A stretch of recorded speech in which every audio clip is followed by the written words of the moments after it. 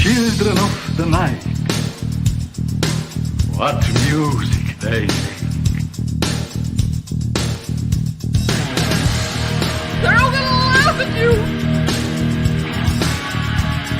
They're coming to get you, Barbara. What's up? I'm not gonna hurt you. I'm just gonna bash your brain.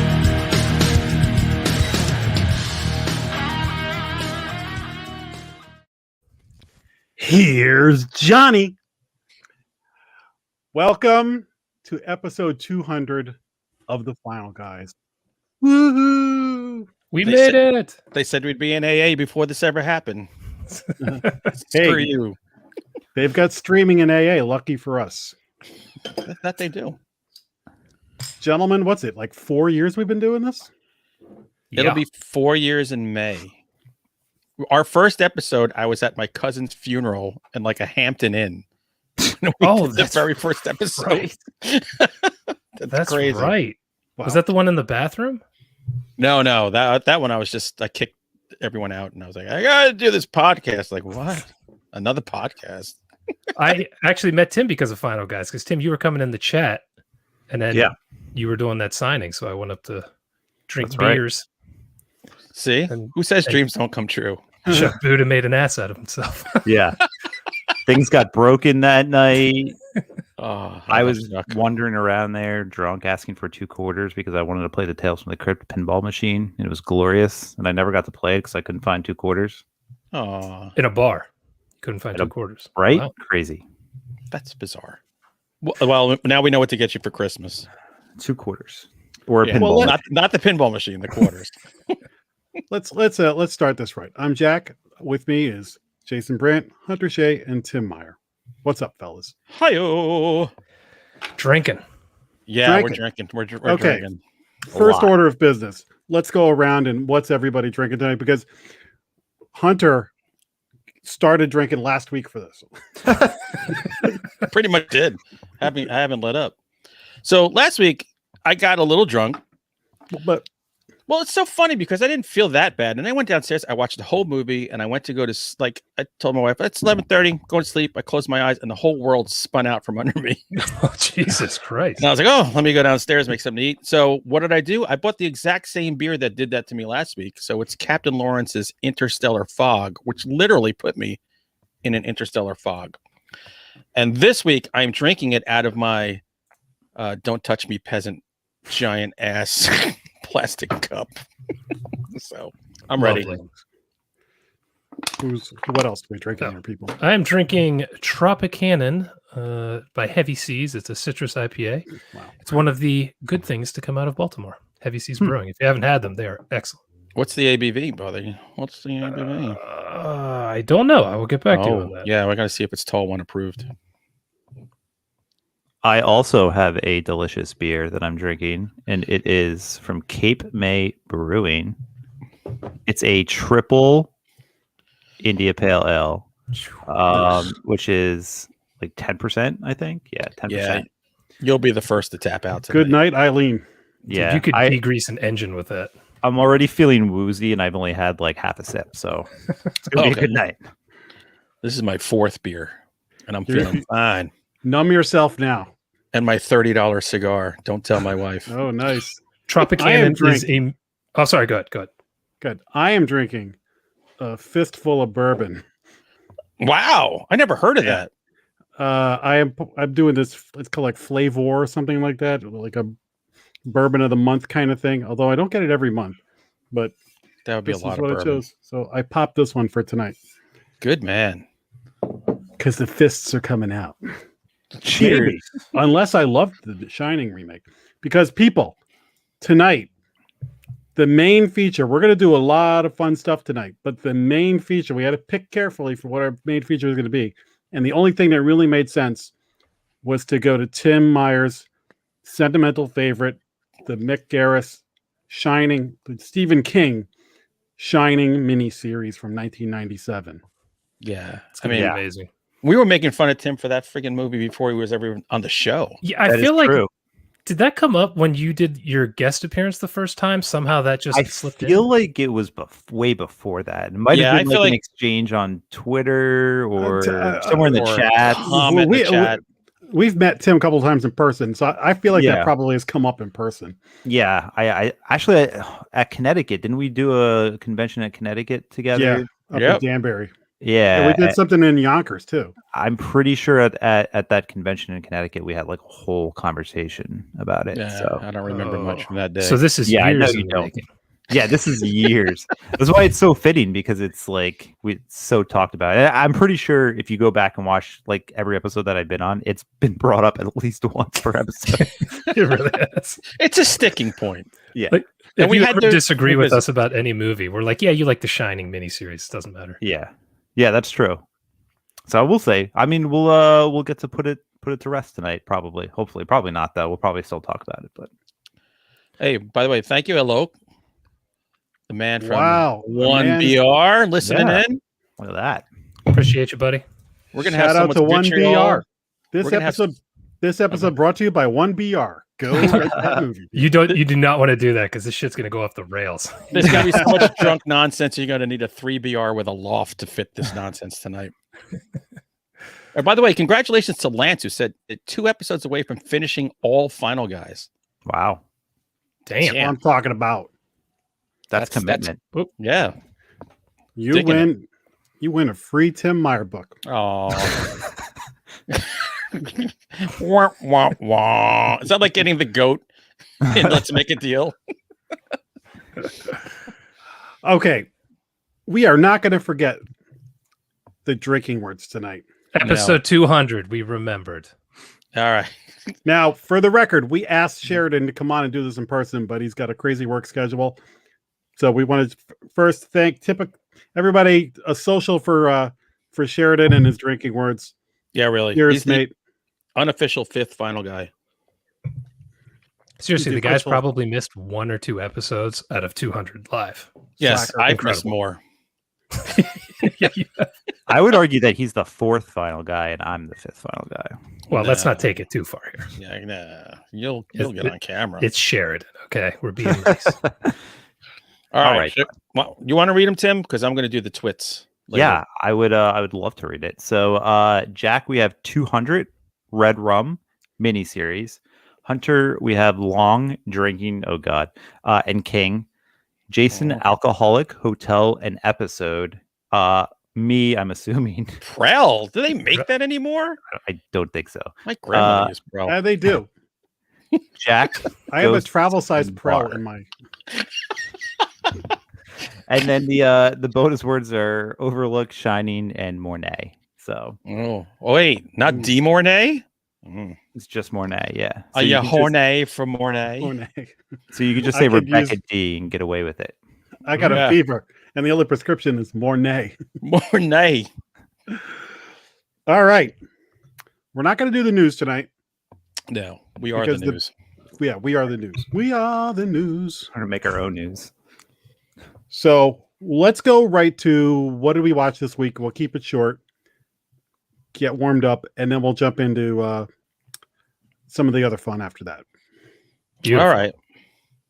You're in charge, Jack. Who goes first? You make the lineup. Well, Doug's still got to play the. He's got to play the. Oh no! I got, before we do that, you want to play that? Should we play the special video? I think we should. Oh, sure. Jason, what do you want to do? You're driving, so the controls. You tell me what's better for you. Well, considering I already forgot the bumper and I'm 1 beer in, this is going to be Yeah, all right. interesting. So, It's gonna by the be way, a shit show. this is a Okay, big thank you to James Sure. Herbert, yeah, good. who he does animation. He's kind of like our Monty Python animator. And for episode 200, he did a little retrospective on the early Final Guys and the current Final Guys, all This to the is- backdrop of the movie 300. It's the best, like in a nutshell, for this podcast I've ever seen. Here we go.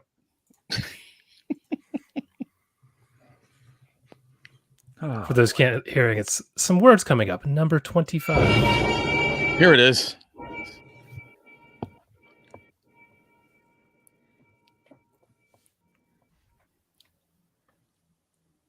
The director actually changed the aspect ratio of the movie several times during it.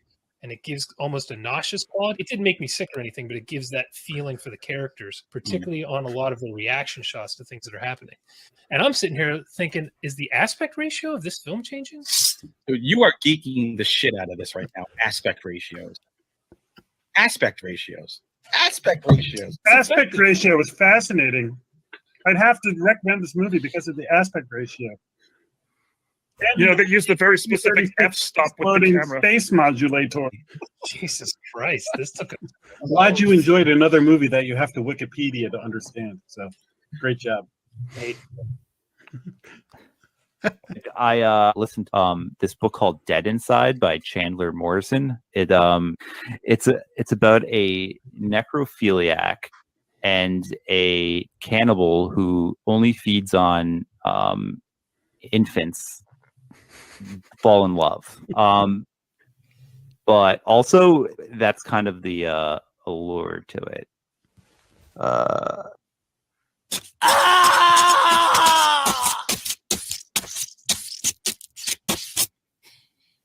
assholes. That says it right there. Kids are having some fun. Big old man Jason calls us names. That's correct. That's about it. That's pretty much what happens every episode. Yeah. Another social for Jim Herbert. Yeah, man. nice Thank work. you. Jim has made some incredible videos.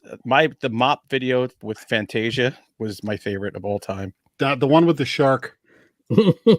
Oh, the shark yeah. one was great. Yeah. He's awesome, man. Maybe we should pay him one of these days. Nah. No. Yeah, forget it. So should I actually cue the bumper this time? Cue the Yeah, bumper. For old time.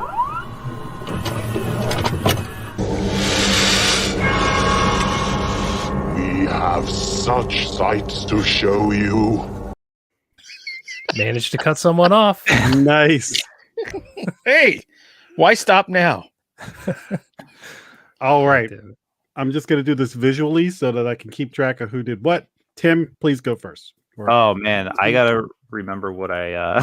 Jason, please go first. Jesus Christ. He's 3 sips into his beer. All right. So, what the hell did I watch?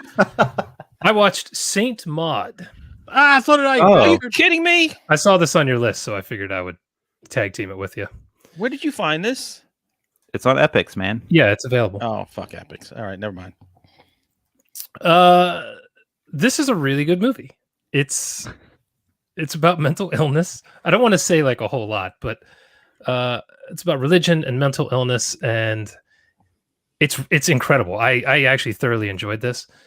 Except it's one of those movies where, okay, I've seen this. I don't want to watch it again. Like, it was so intense with the mental illness stuff that I was like, yeah, one and done. I'm good. Too close to home? Yeah, it was like looking in a mirror. I'm looking at the man in the mirror. But the actress, what the hell was her name? Oh, damn it. Morfydd Clark? That's why I couldn't remember that. That's pretty interesting. I guarantee you that name is said differently in Ireland. Yeah. Yeah. Probably Gladys. Are you saying that I mispronounce stuff also? You might be. She was born on a roof. Sign of the wolf. So, I'll just read the description here. This follows a pious nurse who becomes dangerously obsessed with saving the soul of her dying patient. And Maud is a little unstable at times, but she's trying to save this lesbian woman with cancer, I think. Is that what she had? I don't know. She's terminally ill with cancer. Yeah. And she was a dancer in her past. Trying to save her soul, and it leads her tiny down dancer? a dark path, and shit just gets crazier as it goes. Like I said, I don't want to say a whole lot because there's not necessarily a ton of story, but there's like shocking things that kind of happen throughout it. And excellent movie. I'm good. I don't need to watch this again. That was supposed to be out last year, and I was hoping we were going to do a whole episode on it. But if it's that kind of like a drag, maybe not. It's on Epic, so you gotta either do not the getting trial Epic. thing Yeah. or go to somebody's house who has it or whatever. Yeah. Yeah, no. And for all you buttholes who say I don't like the endings of the movies, this ending is awesome. So there you go.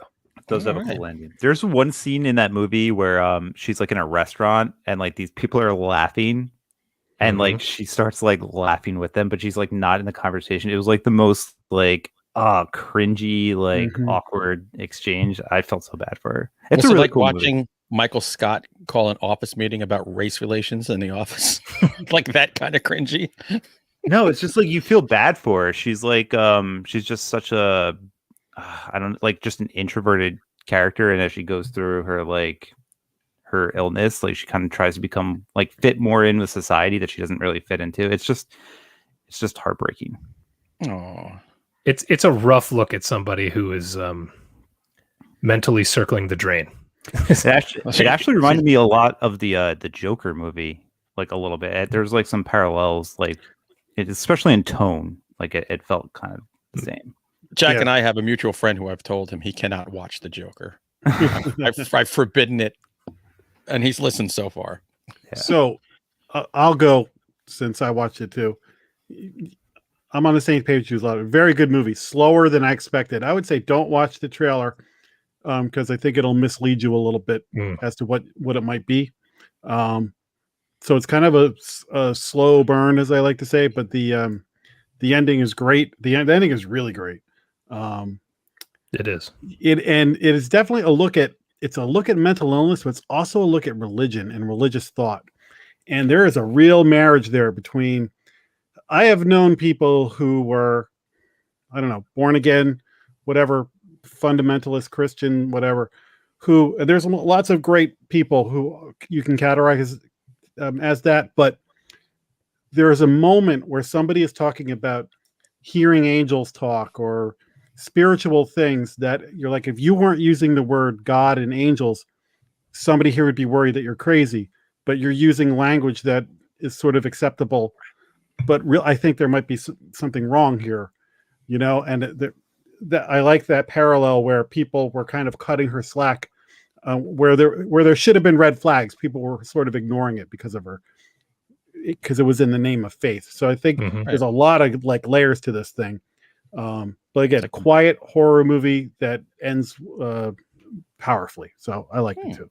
I really want to watch this movie. Oh well. All right. Who's next?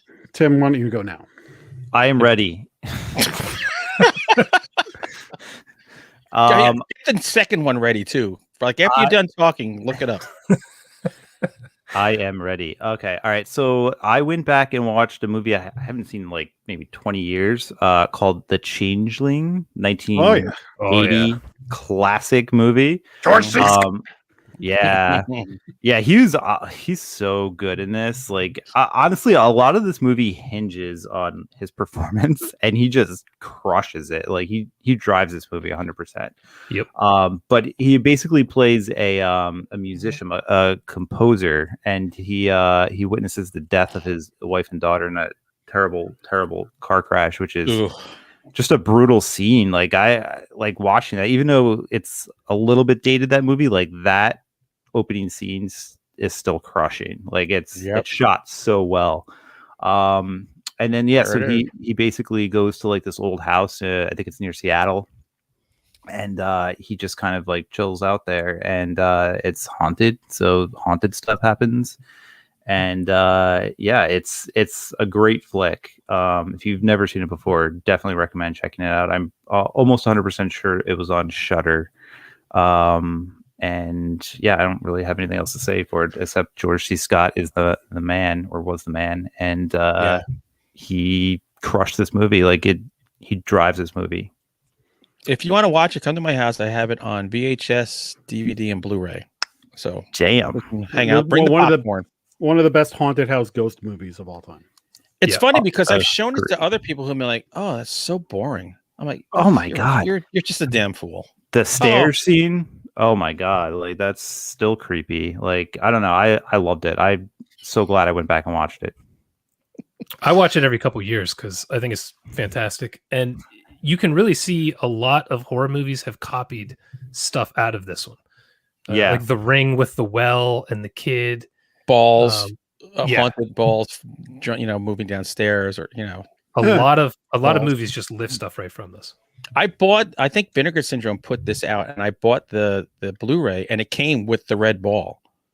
Really? Awesome. Yeah. So I've got red balls. I'm like a baboon. I've got blue balls. I was gonna say I'm not like Jack. I've got red balls. All right, I don't know if any of you guys watched this movie that I watched. Did you know of the movie Cold Skin? Yeah, it's based off a great book. I have it bookmarked, but I haven't watched it yet.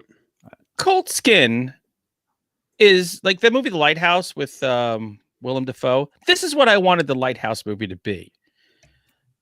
Because I love monsters, and this gave me monsters. So this is about this guy it's like the turn of the 20th century. He's a meteorologist going to this remote lighthouse island in the middle of nowhere. They drop him off. The lighthouse keeper is this dirty. You can almost smell him coming off the screen, drunk. Who says, "Yeah, the other meteorologist, he died of typhus." I expected them to call him Hunter when he first appeared. Dude, if I could do that job, I certainly will. So if you run lighthouses, I will be that guy. You'd be the guy banging fish creatures out in the ocean. Totally. There was something sexy about that fish creature. This is a combination of the lighthouse and the Shape of Water, basically, because once they're in the lighthouse, this new guy discovers that this horde of Lovecraftian sea creatures come and attack the lighthouse every night. And they kind of like board it up and blow them away and hack them apart and stuff like that. But there is one of them that is a woman, female-ish type of creature that stays with them and kind of like does stuff for them and hangs around and also provides happy endings for the lighthouse keeper. It's best I can put it. This movie was phenomenal. I forget if I saw this movie when it came out, it would have been in my top 5 of all movies, and it sat on my queue forever. And I don't know why I didn't pull the trigger, but probably because I told you it was fine. Probably. I love this movie. I absolutely love this movie. I'll watch this movie over The Shape of Water any damn day because it's dirty, it's gritty, it's weird, it's unsettling. Like, if you're gonna have sex with a fish human, it shouldn't be beautiful. It should be fucking uncomfortable. And this is uncomfortable. I like that you've put that much thought into it. Yeah. I put a lot of thought into it. These are the things he My thinks fish about. porn has to have a certain standard. No, I like my fish porn to have a little bit of like, you got to like push them into it. And maybe they don't want it. No, it's weird, but it's also the battle scenes are great with the things. Oh, Jesus, here comes more. Wow. That was more a cool bourbon. sound effect. That was having sex with the fish creature. Yeah, that's what it sounds like. And that's about as fast as Jack would finish. So I highly suggest check out Cold Skin. So there you go. Great book too, by the way. If you're someone who likes to read the book before you watch the movie. Oh, whatever. I don't think I remembered that it was based on a book. It was based on a book, yeah. And they actually did a really good job at adapting that. So they did. Chad Lutsky looks like he has cold skin. All right. The fuck? I bet it's smooth like his hair. That Michigan air.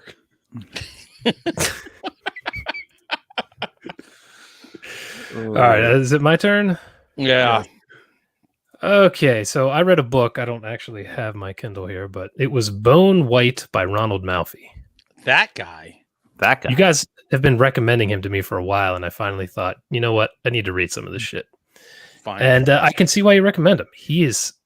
There's something about the way he writes. I've only read one of his books so far, but it really sucked me in. Yep. And I crushed this book very quickly. He doesn't necessarily put in a bunch of action, but just the way he has creepy scenes and the characters being off and his settings are weird. It's like, what the hell is going on? And it just really pulled me in. It's about a brother looking for his twin brother has been missing for a year, and a serial killer appears in Alaska and turns himself in, and this guy thinks his brother may have been a victim of him. So he goes up into this remote Alaskan town, and just weirder and weirder shit starts happening. And god damn, was this book good. Like, I cannot wait to get another one of his books after this, because that's the only Malfi book I haven't read. Oh Really? my god, so good. Yeah. The You should ending. I'll read what Little Girls, was that the one that he did? Yeah, that's one of his. Yeah, you should get that, the paperback copy, because my blurb's on the cover. That So one's there you good too. Oh wow. They're all good. All Malfis. Amazon bought the rights for Bone White. Amazon Prime. Oh really? Yeah. So Yep. they might be adapting it into a television series. I was Probably going to say, making this a- feels like a good 10 episode series. They're probably making a found footage over Zoom series at this point. Probably, yeah. What else are we gonna do? But yeah, great recommendation, guys. He knows what he's doing. It's a Yes, he damn good does. book. I say he's the best at it right now. Mm-hmm. I agree. He would too. Especially after 10 beers. Yeah. No. All right. I saw an amazing movie. Mhm. Chloe Grace Moretz in a movie called Shadow in the Cloud. This was on my list. I didn't being hear that. facetious? She's in World War II. She boards a B-17 bomber. She's on a secret mission. She's got this package that she's got to protect. The crew, all male, kind of giving her the business because she's a woman. She ends up having to ride in the belly gunner turret. Oh, And she gets locked in there for most of a big chunk of the movie. And as the flight is going, gremlins attack the plane. wait, like Bugs Bunny? But they actually show like a Looney Tunes thing at the beginning. Really? But they're like awesome. these rodent-like things. And it turns into this almost sucker punch-like action movie with Get Chloe outta Grace Moretz here. climbing around a bomber and underneath it and stuff and firing the belly gun at it and then literally like climbing out under the plane and stuff. And then it just goes, at first it's just her and like the other guys are just voice acting. She's talking to them and they're just literally for like a big chunk of the movie. I'm like, if she's just going to sit and talk to these guys and then she'd see the monster and be like, oh my God, there it is. And they don't believe her and stuff. Right. And then it just goes into this over the top, ridiculous action movie. Ridiculous. This sounds awesome. Yeah. Like you should watch it. Just, I can't even. Would this be a good double feature with Overlord? This Just could so be you like, get some World War II vibes. watch this first and then watch Overlord. All right. It was, I did not know what to expect. And I was like laughing my ass off by the end of this thing. So I was like, this is a good Laughing episode. your ass off because it's ridiculous? Yes. Or... Oh, okay. So you didn't actually like the movie? It's ridiculous. I enjoyed it on it's a ridiculous level. It's All not right. a good movie. It's not a good movie. Question. Out of 5 pickles, how many pickles? How many pickles were raised while you were watching Chloe Grace Moretz in this movie? I give it like 3.5 pickles. 3.5 pickles is That's good. a lot of pickles. That's for, yeah. for a That's movie a that you solid said it's pickle not movie. Good. I fucking hate pickles. So that's huge. That's like 400 pickles for the rest of us. I hate rating things. It's a ridiculous movie. Just watch it and enjoy it. Don't be like, Jack, you said this movie was good, and then this happened. No. It's a Chloe Grace Moretz is climbing on the bottom of an airplane chasing gremlins. Yeah, Let me no, ask- that's That's awesome. all you need to know. Let me ask you a question. Hmm. How much did you pay for this movie? 0. Oh, There you really? go. Okay.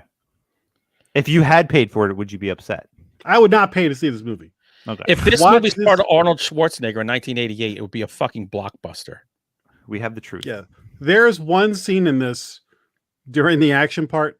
Jason, you have to watch this movie because we'll laugh our butts off. I mean, it's ridiculous. All right.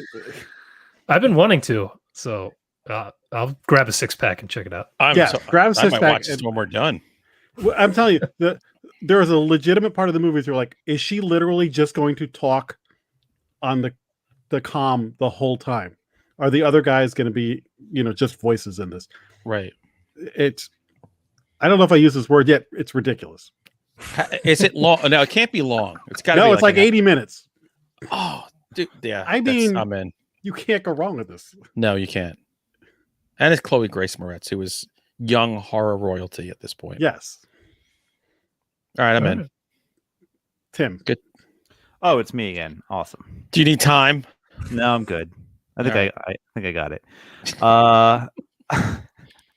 I watched another movie on Shutter called Game of Death. Have you heard of it?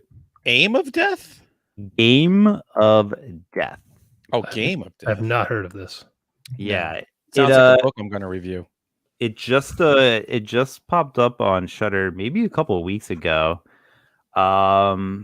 This movie is an experience. So basically, it came out in 2017. It's about this group of millennials who are annoying as fuck. I really hope that when I was that age, like 16, 17, I was not that annoying, but I probably was. You probably were. You are now. I was waiting for that. See, I set you up and you knocked it out of the park.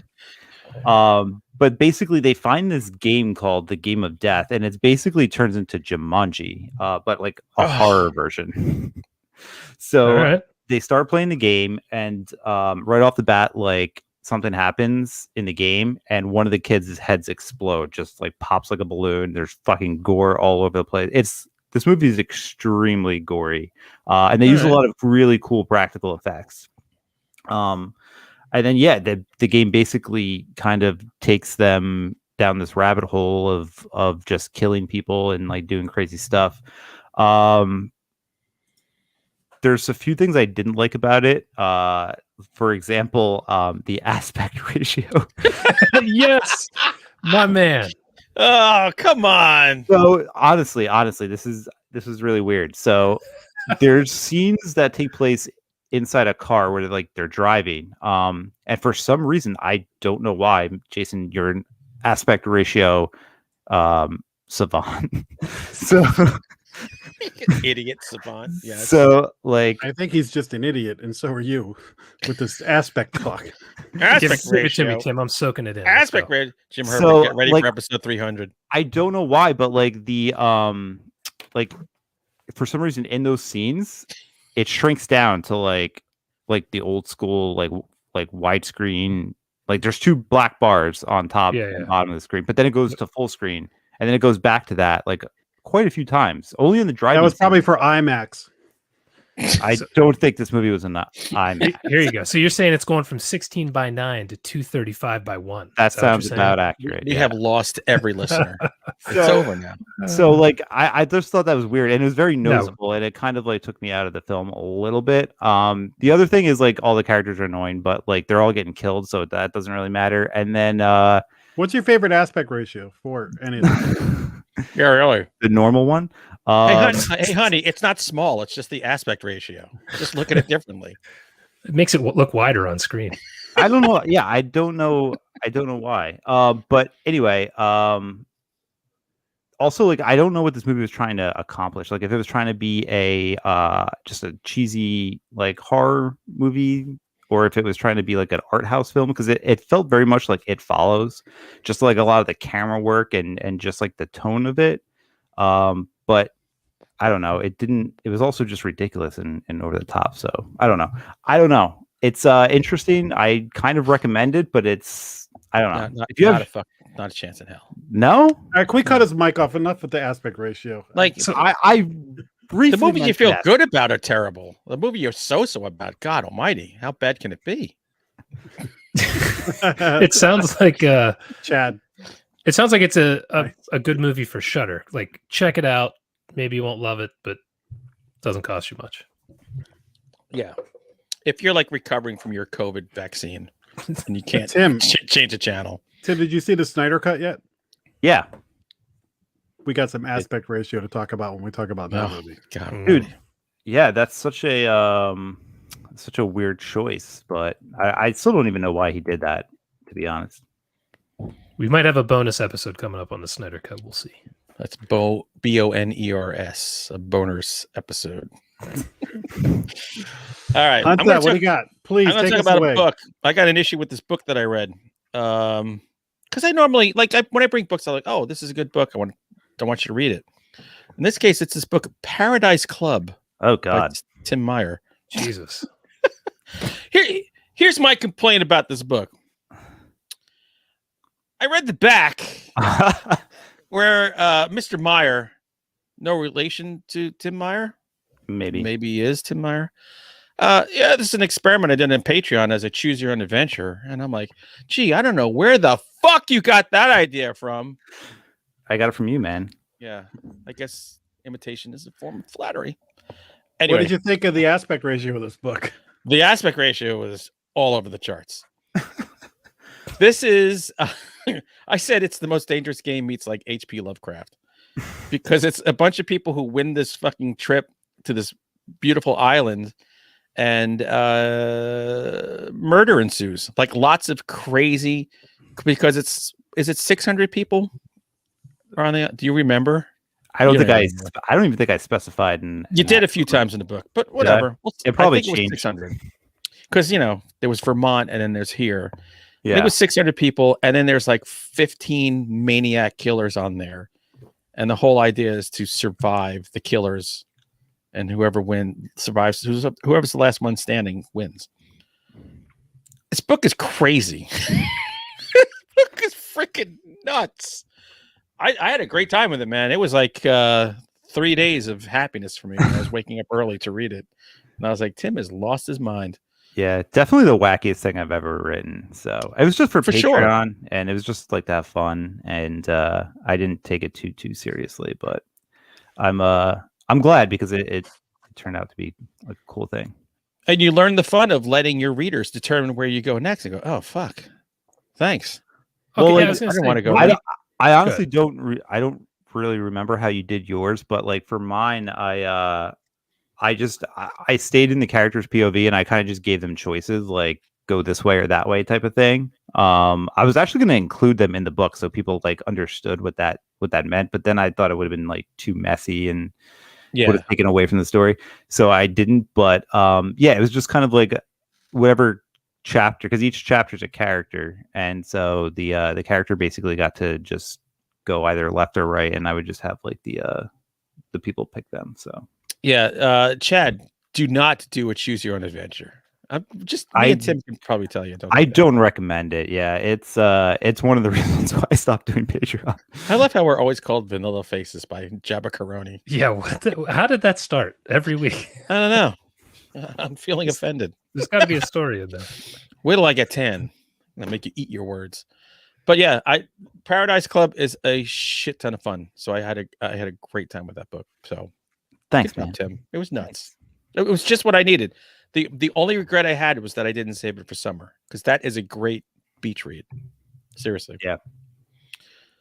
So there we go. Cool. A little penis slobbering on my co-host here. Just for you, Tim. If you can't do that in the 200th episode, when can you do Jason does not like penis slobbering. I could see the face. He got a little red. He got a little embarrassed by that. It's like when I used to say the C word in front of my dad.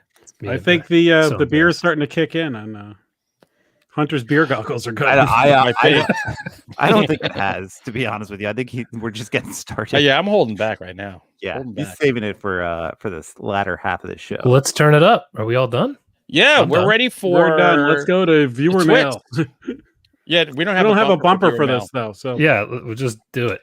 By the way, I got to thank everybody who wrote to us with the hashtag Final 200 or just reached out to us in all different ways. What I'm going to do, I'm going to read a lot of the stuff that you all brought to us. We're going to have some fun with it. And Tom Toohey, he wrote in the chat before. He said, "What's the one universal monster that we think could stand a reboot?" What do you all think?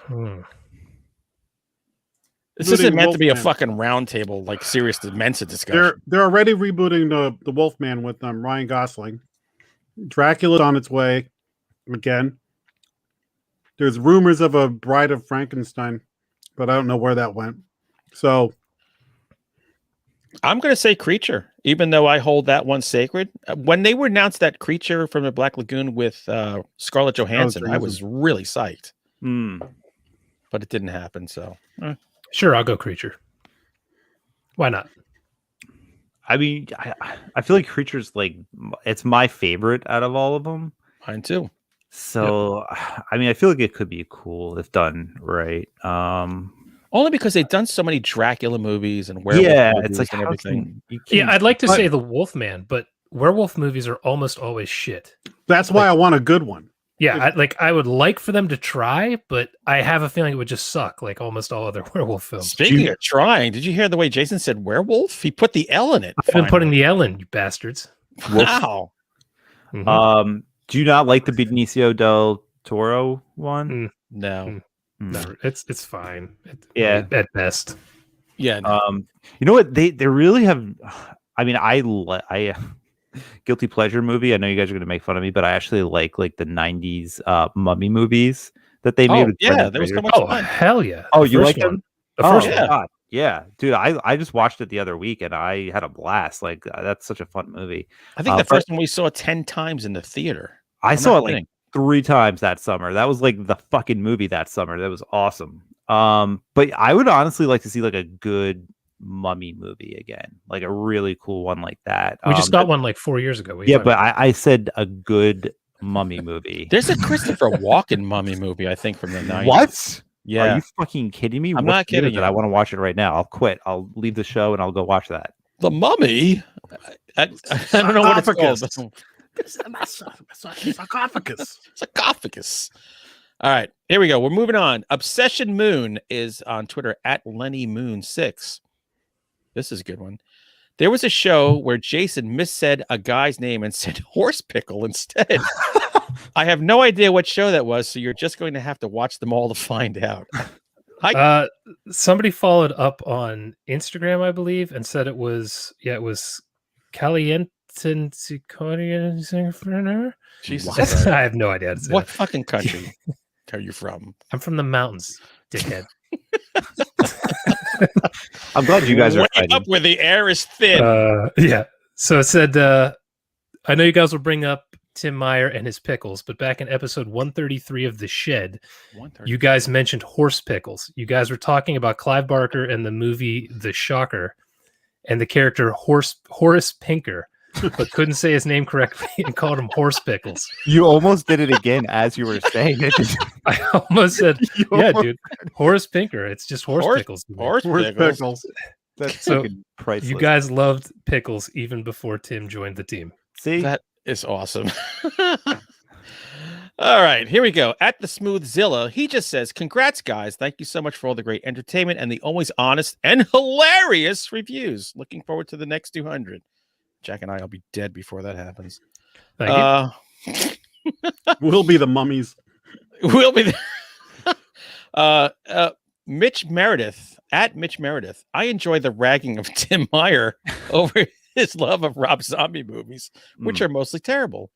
One of my fave moments was when someone, Jack or Jason, finally had enough and was like, "You're a horror author, man. These movies aren't good or scary." That sounds like a Jack thing. It does. He Yeah, likes totally taking away does. people's horror cards Yeah. more than I do. Yeah. Get off my lawn. I'll man, still defend. it's tough love. I'll defend 75% of Rob Zombie movies. Wow. I don't even think 75%. Sherry Moon would. So my man DeJera at DeJera5, what is Jack's best horror movie with subtitles? Oh. Listen, man, I got a bad rap on that, but I got a lot of good ones. First of all, the first thing that comes to mind is Train to Busan. Awesome. That's a solid choice. Is it Terrified? The one that took place in the neighborhood with the little Yes, boy not ghost? Terrifier, Terrified. Yeah. Terrified. That movie's spectacular. Satan's Slaves.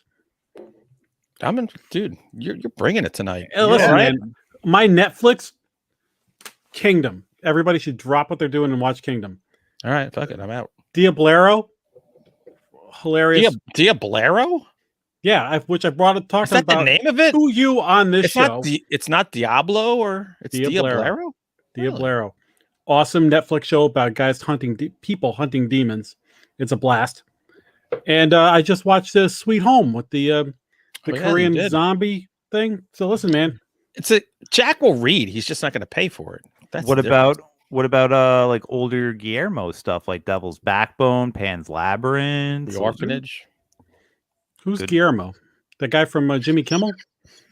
Yeah. Yep. It was no, that's Chewy. Yeah. It was with Chelsea Handler, the little guy. So what did you learn from all those movies though? I learned that if somebody is trying to bite you, to run away. That's the first common one. theme in all of those movies. That's good. Somebody should have told that to the bath salts victims in Florida. Yeah. All right, from at Kevdo, massive fan here, massive. The last question I had, so I'm assuming there's other questions further down. What was your favorite cheese? He spelled favorite with an Ourite. So Ooh, a he's favorite. Canadian or British. What's your favorite cheese? There are two. So what's your favorite cheese? Jack, That's what we have to answer. from under. Mine's a cheesy horror movie. No. I have no idea. Nacho cheese? Like the shit that comes in bags that you get. Like, Cheese whiz. There you go. I like holy shit, dude. I like queso con salsa. I like that like hot cheese. Tim, I you're like- a brie. No, I'm not that fancy. I like pepper jack. Pepper Oh, jack. pepper cheese. jack. All right. Or provolone. Provolone. Provolone. That's good Good. shit. I like a Wasn't nice Pepper Gouda. Jack the name of the pimp on It's Always Sunny in Philadelphia? That's what your parents called you. And here we go. This is the second part. Who would be the last man standing in a drinking contest? Easily Hunter Shea. I'm Well, going to say you me know- too. I would say that, but I mean, what's your liver operating at? 10% at this point? 15%? 150%. This is an Irish liver. You're looking a little yellow, my man. An Irish liver goes and goes and goes. You're until looking you're dead. jaundiced. My second daughter was jaundiced. My kid was jaundiced. Yeah, for it wasn't my fault. weeks. I gotta say this. Yes. I'm an affectionate drunk.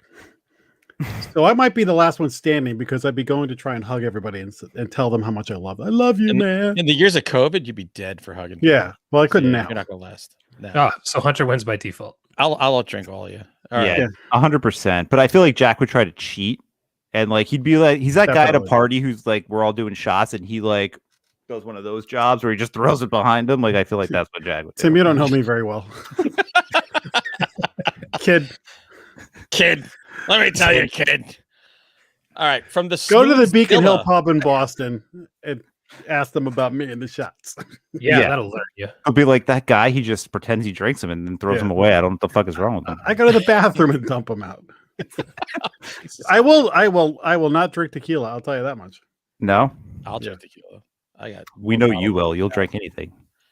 Uh, You'll drink the urine out of the toilet after the guy who drinks all the tequila pees it out. That's I you. had a 20-year ban on rum, but then my friend went to Puerto Rico and brought me some back and reignited that love. So yeah, I will drink anything. Here we go. From at the Smooth Zilla, I want to know Tim Meyer's true rating of Blair Witch 2 on a scale of 1 to 10 pickles, of course. I would give it 6 and an 8th pickle. You're a fucking moron. What? What would you give the original?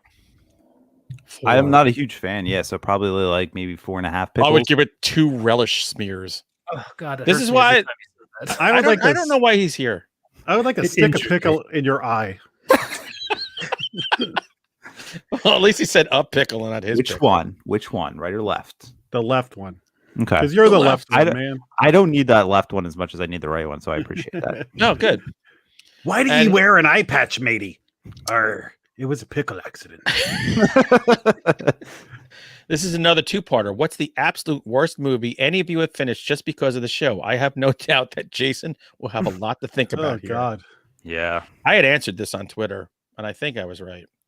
So does it have to be a main feature? Because I watched. Yeah, it really I would say a main feature. Let's I go c- with that. No, Winchester. Jason, whatever you want. What? Winchester?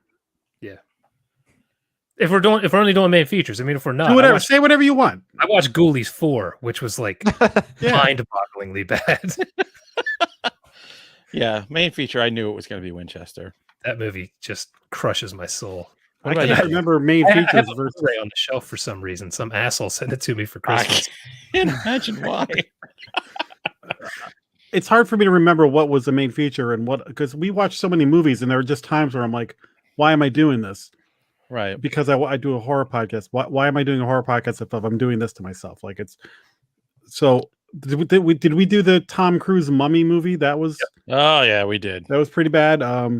Dark Tower. That was. Oh, Did how we was do rough. Black I saw Christmas? both of those in the same theater. We didn't do Did we- Black Christmas. We didn't do the Black Christmas remake. No, we did that on Paleo Cheese, Jack.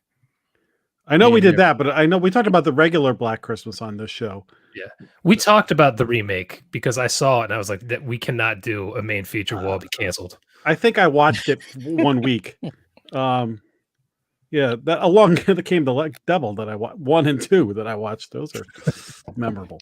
Don't forget about the gem that was Hard Rock Zombies that Cooper made us watch. Loved it.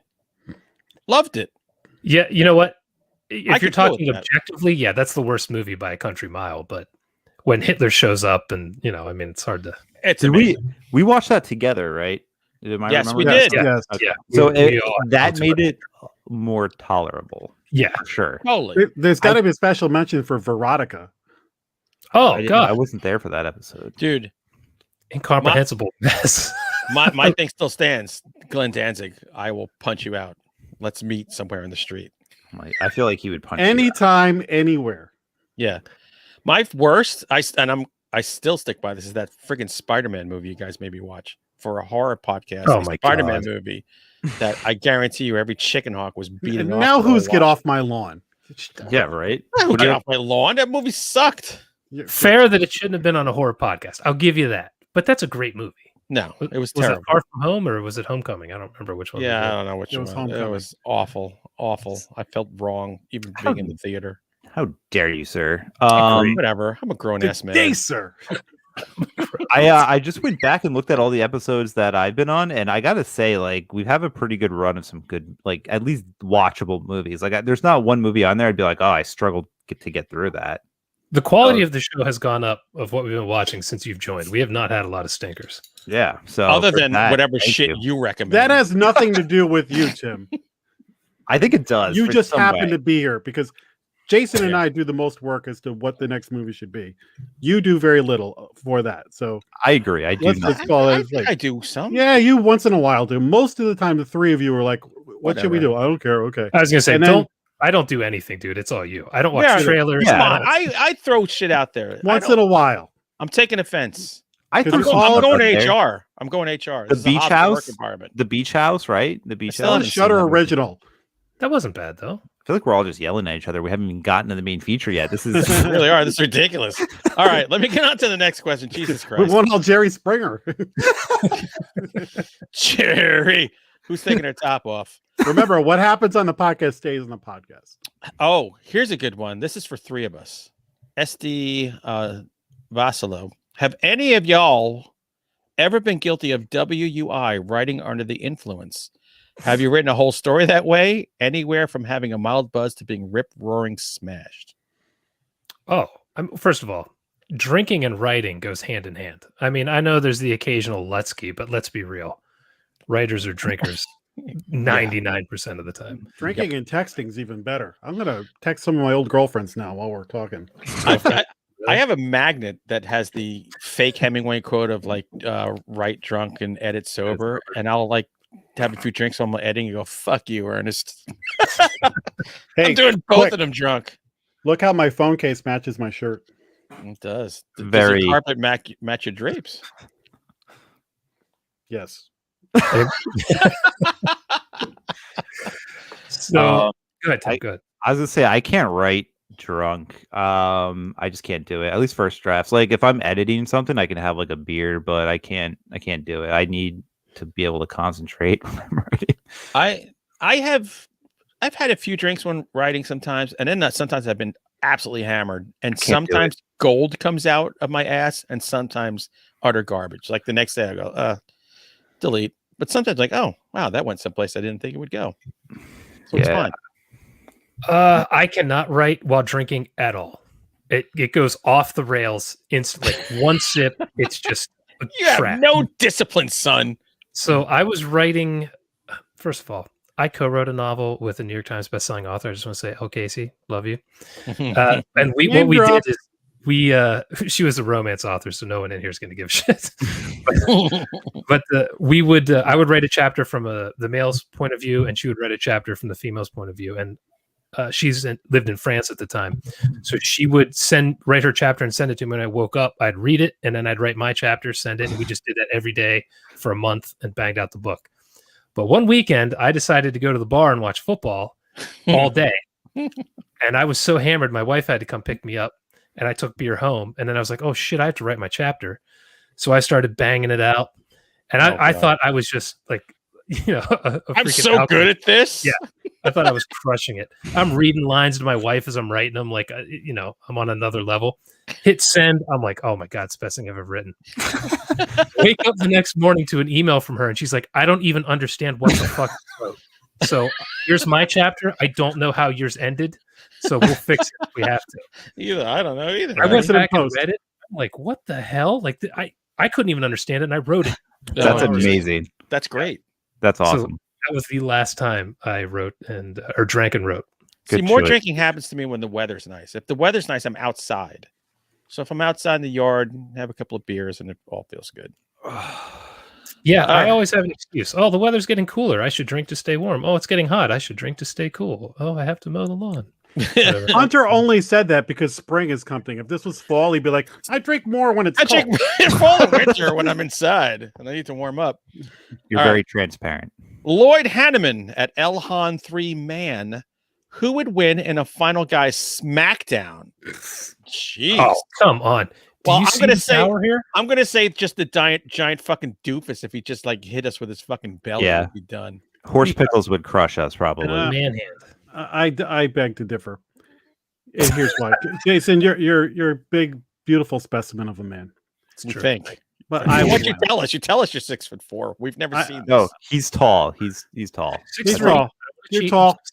I'm like this when I saw him. He's a tall, like tub of goo, though. The sun's out, your guns are out. I get it. Whatever. But I would win, and here's why. God, because I would John Wayne Gacy. I would John Wayne Gacy you. You see this clown coming. Oh, this guy's not a threat. And before you know it, you are handcuffed to my radiator. And before you know it, you're in my crawl space. That's weird. So, well, how many people have seen a clown coming at them and been like, "Oh, this isn't a threat"?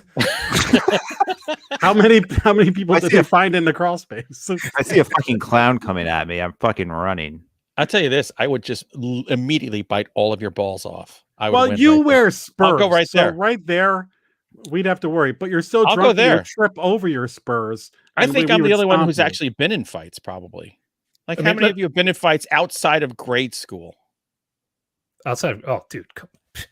Yeah, but you're like what? Fighting with a fucking I gotta fight a possum to bring the garbage. You would out. trip over your spurs to try and get to us, and fall down in your own filth because you're hammered. I'd fucking kill all of you. I'm from New York. I'll take you all on. My wife would kick the shit out of all of us. Remember Medusa? That I agree. The tall one would kill all four. Oh God, yeah. So what does it matter? Remember Medusa from the Marvel comics with the hair? From Greek mythology. She was like that's one of the from the Hercules movie. No, she was she wasn't an X-Men. She was like not the Eternals, but one of those I think we all know mutiny kind of. But she could control her hair. I think Tim might have that power. I do have that power, actually. So you got to watch out for him. You got to. With that convoluted Marvel Medusa story, you could have just said Samson. Yeah. No, but he's a chick. I'd bite him in the balls and cut his hair off. By the way, I'm a pacifist, so I would definitely lose. Yeah, you're done. Tim's totally done. Tim's like, I don't want to do this. Fuck this. Thank you for the who would beat the shit out of who question. Yeah, really. Thanks for wasting 10 minutes of our lives and we'll never get back. I would win in the heating up food in the microwave. This, I can't wait to hear your answers to this from Joe Sims. Joe S002. Oh, God. Who has been the drunkest while doing an episode, and what does he remember most about that show? Damn. So Hunter, what do you remember most? Because we remember everything. Yeah, you're the only one who can answer this. Do you remember? You've never been drunk. Bullshit, Tim. You've been pretty drunk. I've never been like blackout drunk. I've never either. Have I ever blacked out on the show? I don't know. Can you remember if you have? Then I remember almost everything. Only I will say, has unplugged his microphone multiple times. Well, that was just an errant foot thing. The drunkest I ever got on a podcast was on Jason's Drinking with Jason. Second time I was on, and that day, and then I hadn't told my family where my doctor thought I had a brain tumor. So for a week, I'm waiting for results, and they tell me that morning I don't have a brain tumor. And what do? I go out and get a tattoo and drink tequila for the entire day. And then I did your show, and that's when I called that guy a pedophile. And oh my God, Oh, that's right. I forgot. Yeah. About that. Yeah, That a was good the one. drunkest I've ever been. I should bring that back. Jeez. Damn it. You should Yeah. bring that back. I was By the way, so this happy. is the drunkest I've ever been on a show. 'Cause I've I got don't this know. much left. Of your one beer? My one beer, yeah. I'm probably gonna grab another one. So There's been a couple Listen. times I've looked at you and been like, Dude, I'm on my "He's third done." beer. I'm on Hunter my and I did a seventh. live Monster Man from a bar once, and we recorded a bunch of episodes at the bar, and there was one we couldn't use because he had a designated driver, and he was bombed, and we afterwards we just couldn't use it. So it wasn't a live podcast, but there was one that I had edited and everything, and then I just called him and I go, I can't use this, dude. I want that footage so Yes, badly. I actually want to see that too because we interviewed a psychic and I had a giant fake spider on my head for the entire interview. I don't know if I thought it still would be have it. cool. I'll have to look. We need this footage. Yeah, that was kind of amazing. Well, it was a book signing at a Yeah. bar, and then after the signing, we did like 4 or 5 Monster Man episodes, and it just got drunker and drunker. And unfortunately, she was at the end of it. All right. Before you go to the next question, can we Yeah. talk about your wife and these comments about you and Tim being the best hosts Yeah. of Final Guys? She keeps Yeah. putting here. I don't like this. I like it. It's so Keep weird because she coming. usually says Tim sucks, so I'm very confused. She You does know, say You're I, goggling Medusa. she does say I must be drunk with my picks. I'm not exactly sure what that means, but it sounds negative. My wife's on fentanyl, so who knows what she's saying right now. I think it's the first time she's ever been in the chat. Did you unchain her finally? I think she finally figured out how to do this. Somebody must have shown her. It wasn't me. Lenny Moon 6. I think he's bringing up one of his favorite shows. Jason, you and Aaron. It's the Annihilation review. The only time it was without me or Jack. That's right.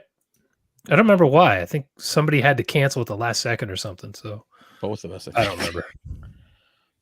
I've never watched it, so I don't know. So anyway, Thanks for stepping up, Tall One. That was a moist episode. She did a great moist job. Thanks for not kicking her ass. Wait till scares. Favorite moment from Dejera 5, episode 165, Book of Shadows, when Tim Meyer is seconds from being fired from the show. It has charm, and I think all actors did a decent job. The cold stare of Jack and Jason, signs of a stroke, says it all. Yeah, there's something wrong with you, dude. That was an That was a eye-opening episode. That was a great episode. It's a prelude to what's coming. Yeah, I'm a little nervous. Guys. This is, by the way, if you're watching or listening, this is going to go long tonight because we're not going to let Tim get off the hook on this easily. It's episode 200. It has to. Yeah, we're close now. Joshua Marcella, who will be Did on. you just say next week's Joshua? episode. Joshua. Cool. At least they didn't call him a fucking pickle. One of my favorite Final Guys moments was when Jack confused Buster Rhymes with Coolio when talking about Halloween Resurrection. Maybe that's why we get called Vanilla Faces. That was a good. That joke lasted like 4, 5, 6 weeks. That was great. Poor Jack. That was awesome. I don't give a crap. And you know, and guess what? That's the last one. We can move on to the next thing. No. Somebody the next asked. thing? I saw it. Whoa, okay. Somebody asked why none of us are on Letterboxd. Oh yeah. Oh. And I had a thought on that. So I think I am. I thought about getting on there, and then I was like, I'm on so much social media.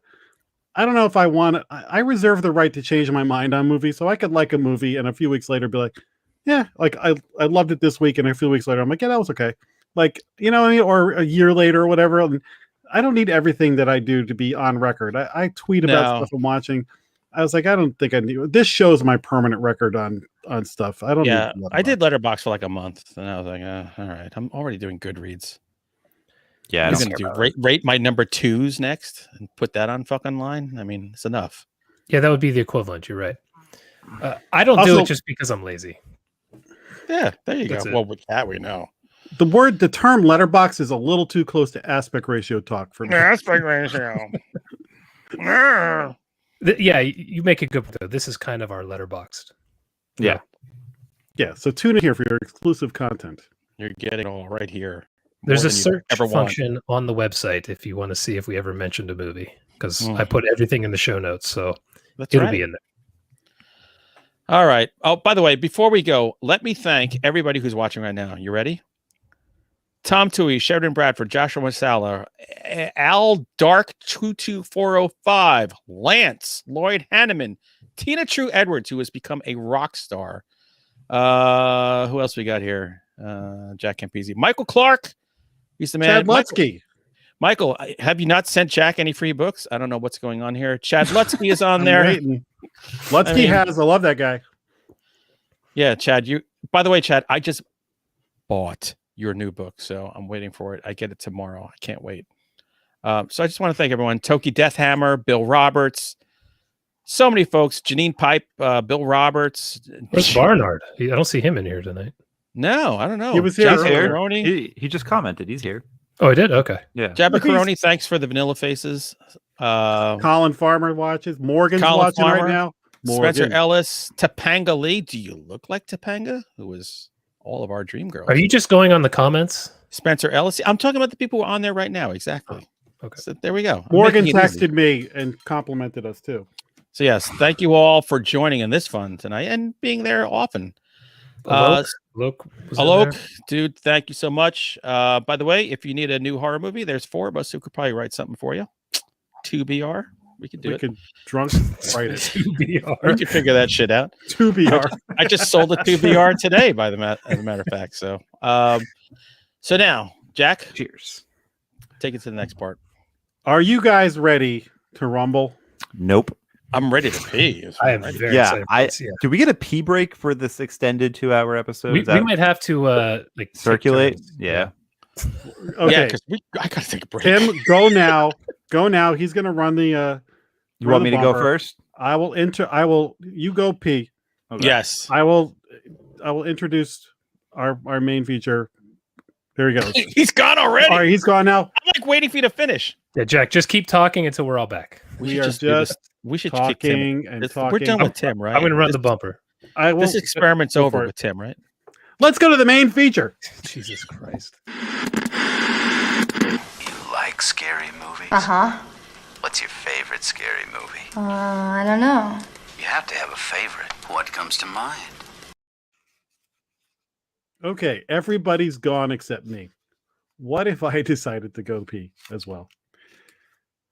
All right, so a long time ago, we discovered that Tim Meyer had a love of the Mick Garris, Stephen King, Shining miniseries that came out in 1997. To our dismay. And it has become a running joke ever since. Tonight, we have all rewatched this piece of art. We're going to go around. We're going to see what we thought of it now. And then we're going to lay into Tim hard. So, one thing I want to know from people in the chat. Did anybody in the chat get a chance to go back and watch The Shining? And please write quickly because I need to get your answers on there. Tim, I just asked in the chat if anybody had got to watch The Shining. Nice. Yeah. I mean, I saw a few people commenting about it on social media. Tina said she went back and watched it. So yeah, I'm excited for this because I don't know if it's going to go down how you guys think it's going to go down. Well, I'm a little surprised how many people on Twitter were like, "I love this."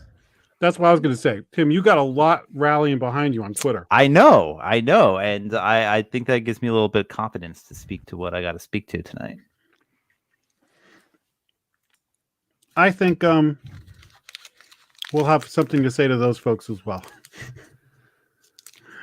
Okay, everybody's back. Yay. I saw that, Lloyd.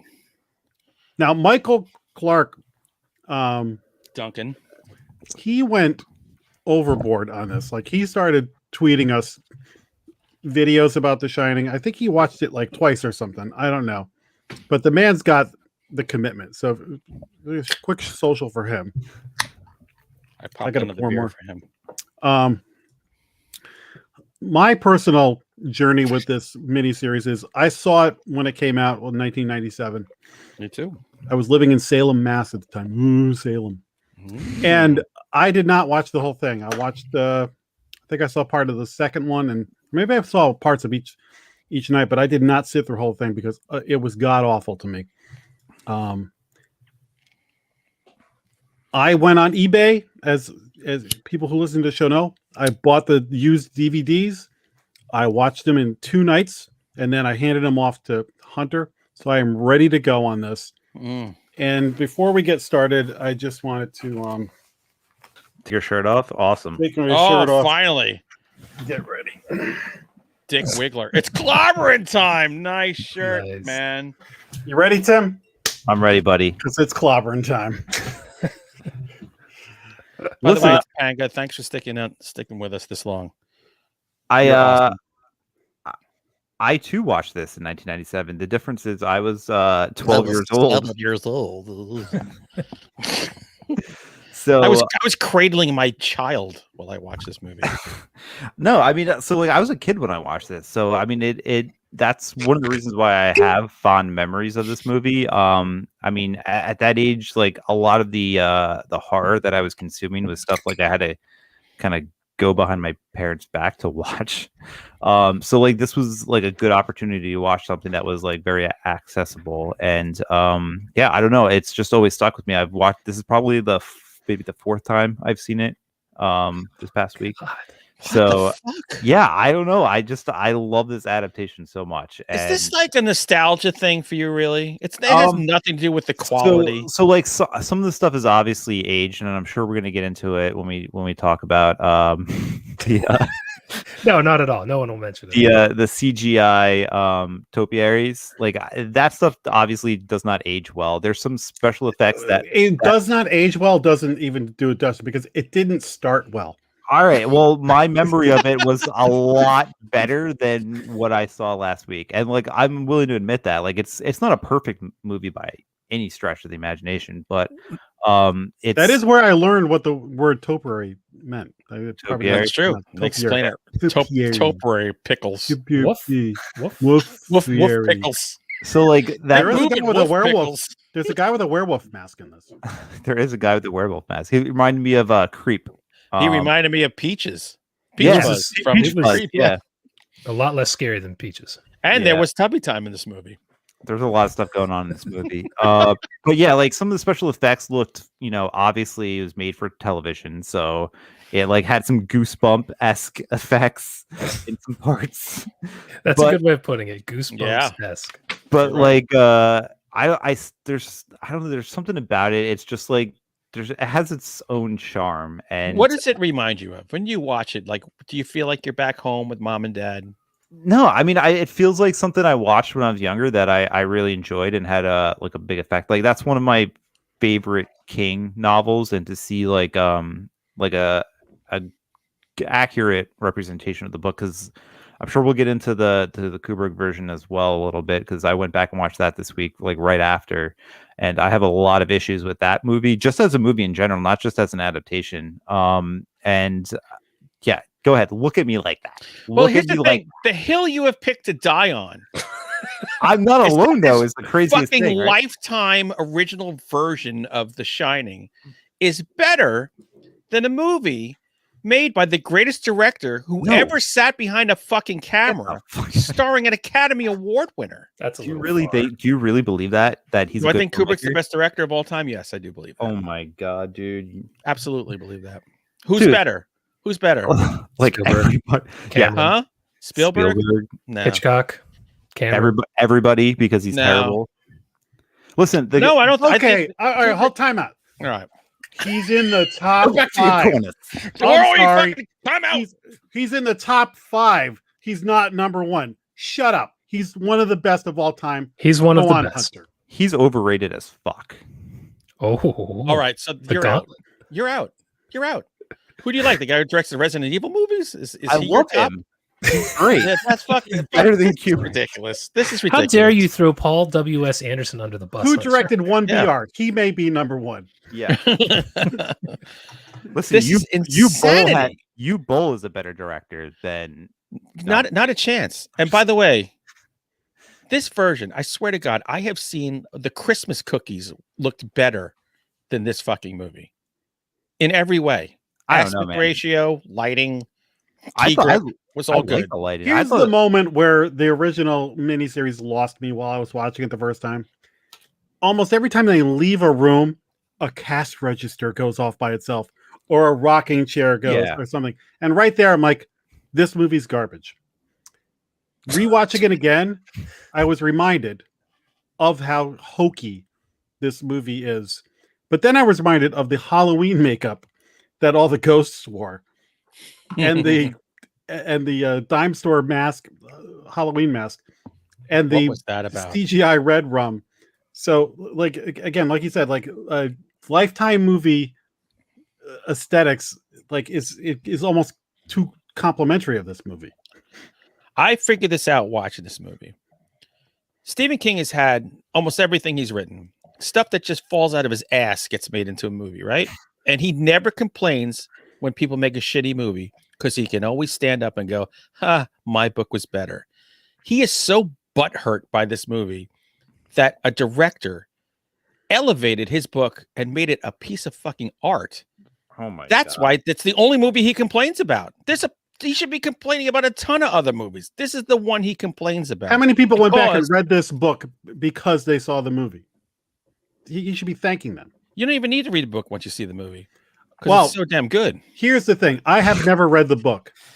After hearing Tim and some other folks in Twitter talking about how this is more loyal to the book, and then I see this is what the book is, I don't want to read the book anymore. All right. If that's the book. Go, Jason, go. Let me give my opinion. Jesus Christ, you guys been we didn't follow any structure, by the way. We just like went right. You guys just started screaming I have at each other. one more hour to go. I feel like this is Festivus. Like we're all just like getting all our Get the pair of grievances. All right. I didn't hate this as much as I expected. It has traits in it that I actually enjoyed. Not a lot, but I didn't hate it as much. I actually had to put them down on the list. I thought, first of all, I like the actors, except for the kid. Jesus Christ, I'm going to go into the kid. That fucking face. Close your mouth, Napoleon Dynamite. I swear, I think he had a deviated septum or something. I thought he was a cute kid. I mean, no, that haircut. I hate shitting on a kid, but he's probably like 40 now. That's just a '90s haircut, though. Like we all had that haircut. No. But like something was wrong with his breathing because he'd be like, "Mommy, what's red rum?" And then he would like suck in this breath, and I'm like, "What the fuck?" Like, sleep apnea machine. They probably shot it in April. His allergies were going crazy. I can relate. Maybe. Like it happens. He needs a CPAP machine. I thought the music was good. I liked the hotel they shot it in. It wasn't as good as the hotel from the original movie, but the hotel is horrible. Can we talk about the hotel because it was literally the actual Stanley Hotel that they shot it in, which was the hotel that the book was based on. Right, so, and it's also one of the main problems with the movie. But if you base it at the lovely fucking, hotel, it looks Burlington like a nice Motor Inn, it wouldn't look good. You got to pick a better looking place. It looks fine. I liked the hotel. My problem is it doesn't hold a candle compared to the original movie's hotel. And that's my biggest issue with this movie is everything it gets right, except for two things I think it does better.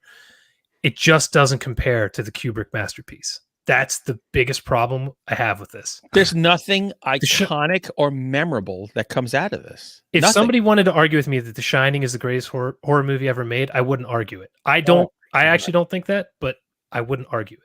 Nobody will say this is the best miniseries that came out that year. I guarantee you they will. No. It's just Anybody people but who you. want to bang you because of your hair. This They'll is side with you for that. Yeah, you're Medusa groupies. Look at Toby. Look, he's a young final guy with that long hair. Here's the thing. Me going back to the Another I don't thing. want to read the book.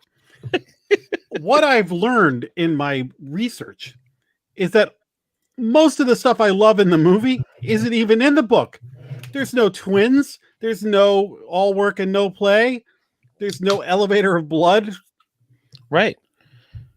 Because he took a concept that was great and he made it better visually, which is what a movie is. listen. I agree with that. The original Kubrick version is visually appeasing. I will give you that. Orally, you could if you cut the. Here's the deal. If you cut out The Shining and you cut out the audio, the visuals look great. If you cut out the visuals, the audio sounds It great. does have like so from a filmmaking aspect, like it's all right, but like that movie has no character development at all. That's Like, true. That's true. That original movie, like the character work in that is so the acting is awful, by the way.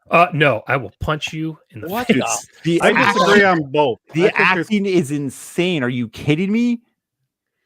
Like, first of all, the chick who plays Wendy is Shelley Duvall. Annoying as fuck. Oh, Yeah, she's annoying, but she's not a bad actress. You. Oh my god, she's It was annoying. great. You actually watched her have a Jack breakdown Nicholson- for real on camera. Yeah, that's terrible. First of all, the things that they put that poor woman through is outrageous. Like I hate the movie, I hate the movie just for that. Just for but what he they did that to everybody. I know, and that's why he's a terrible director. I have heard people talk about how Rebecca DeMornay is closer to the Wendy in the book. Yes. Yeah, whatever. Look, I'll read the book someday, but the book is really good. You won't get it for free, so you're not going to read it. I'll give Stephen it to you. King. If you send me The original. Shining, I will not only read it, but I'll plug it on this show. He'll finally make it if he hears his name on the show. And a lot of people complain that, oh, well, Jack starts off crazy, blah, blah, blah, blah, blah. Yeah, from the first scene. Yeah, I say shut the hell up to that. No. Because, yes, you have to shut up for 5 seconds. I got to talk. I'm not going to do it. He's not going to do it. Because Jack comes off as like a guy who is on the edge. And he goes from the edge to over the edge. Because he's only 5 months sober. You're on. He's the edge only 5 sober. months sober, and he seems like the kind of guy that is only 5 months sober and is on the edge. He's not a guy who has gone much further away from the problem and suddenly is drawn back. And Shelley Duvall acts like a woman who has been putting up with this guy for a long time. Yeah. And she is just shattered by it, and she is trying to protect her son, and she's trying to hold things together. And I watched this again on Sunday night, and I was like, I actually thought that the character development and the acting was better than I had remembered. See, the problem is when King wrote The Shining and when The Shining was made, he was still an alcoholic. When Garris is doing it and King is writing the teleplay, he's in AA for many years. It's a completely different take on it. Take on addiction and recovery and your demons. Completely different. So it's very hard to compare the two. But if you've been around enough people like I have who have gone into the program and are still lingering with their demons, Jack Nicholson is that 5 months sober motherfucker. Completely. You're not this other dude at all. I'm going to agree with Tim 50% and you guys 50%. What? I think the Jack All right, Torrance, ride the line. I think Jack Nicholson in the original Shining is far superior, and God knows I love Steven Weber, but come on, it's Jack Nicholson being Jack Nicholson. I mean, it can't be beat. But the Wendy character in the original Shining is just a shrieking person. Like she's worthless in the movie. Exactly. I like that she's been beaten down by this man. It's not that I'm saying like it's terrible, but it's not much of a character. You'll like that in a lady.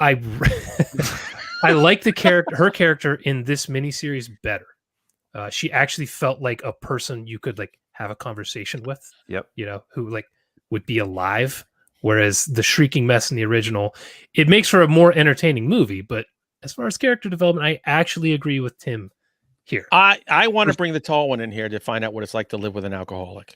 I want to see how she is. Son of a bitch. There's actually an arc with the characters in the Garris version. I don't give a fuck about an arc. Make it creepy and scary and visually chilling. Tim, I actually agree with you. The arc is way better. It still doesn't make for a better, more entertaining story, though. I don't care I how think good it an does. arc is when you've got 4 hours of garbage with a good arc. No, I disagree. 4.5. I think the 4 hours, 4.5 hours is entertaining. No, like, so I love Jack Nicholson. Like I do. I enjoy him, and I actually enjoy his performance, but it's not like that good though. Like Jason just said, it's just him being Jack Nicholson, which is entertaining, I guess. No, it's like him being Jack Nicholson amped Well, up. that's you cast according to what you need. The very first scene when they're driving in the car, it's the very first interaction that he has with his family, right? They're talking about the Donner Party, right? And and the kid starts like talking about cannibalism, and then Wendy's like, "Oh, don't tell him about that stuff." And he's like, "I seen it on the TV." And then Jack like cocks his eyebrow, and he's like, "You see, you heard it on the TV, and like he says it like all creepy and like weird, and like it's just like, why are you going there like that, like right off the bat? Go Like, hang out with my friends. You're already 100% like you hate. No, he's not 100%. He's at 100, dude. He's pretty much at 100. He's a piece of shit. Alcohol. Yeah, like, but that's the thing in the there book. are alcoholics who are good guys, and alcoholics who are bad guys. He's a bad guy who happened to drink. Adaptation of the book, it's not an accurate representation of that character because he wasn't always like that in the book. It's just look. I don't care about the book. I'm just doing the movie. The Steven Weber character. And look, I like Steven Weber, but he's not given anything to work with here because everything is so heavy-handed. He's about as scary as the fucking gray squirrels in my yard. Dude, I love Steven Weber in this. All the all the alcoholism stuff is so heavy-handed in this. It's always like, and that's the problem. That's a big focus of the novel, and that's what gets lost in the Kubrick version because there's really like 2 mentions of it throughout the entire movie. The hotel has the effect of alcohol on Jack and in the Kubrick one. So, again, I'm going to go 50-50 here. Well, so no, honestly, because in what you're describing with him being crazy from the very first jump of the original movie is, to me, what makes so much of the movie tense is as soon as they're driving up, you're like, they're fucked. Like, this dude is off his gourd, and I love that. That as the audience, you're already like, this dude is going to lose his shit up here. Yeah. But in a book, I completely understand why having it be a slow progression is better. And this is clearly a better adaptation of the book. But I don't know that King's books always adapt well if you don't make a lot of changes. Right. I think his best stuff has had a lot of heavy changes to it. And the fact that he wrote this script, it feels so slow. And the dialogue, I want to say in the first hour and a half, is really not good. Which is unlike him because he's great with dialogue. Yeah, it just doesn't work. And it takes an hour before they're even alone in the hotel. Like a fucking hour. Oh my God, the tour of the hotel. I'm like, is this disc going to run out? Because it was 3 discs. But I do want to say, before you guys just continue yelling, the first 3 hours of this were pretty brutal. It was pretty brutal. Really? The last hour and a half, I actually enjoyed it. I thought it was pretty good. It's not as good as The Shining original, but once he just fully goes drunk and into madness, I like me some Steven Weber crazy. I love that last hour.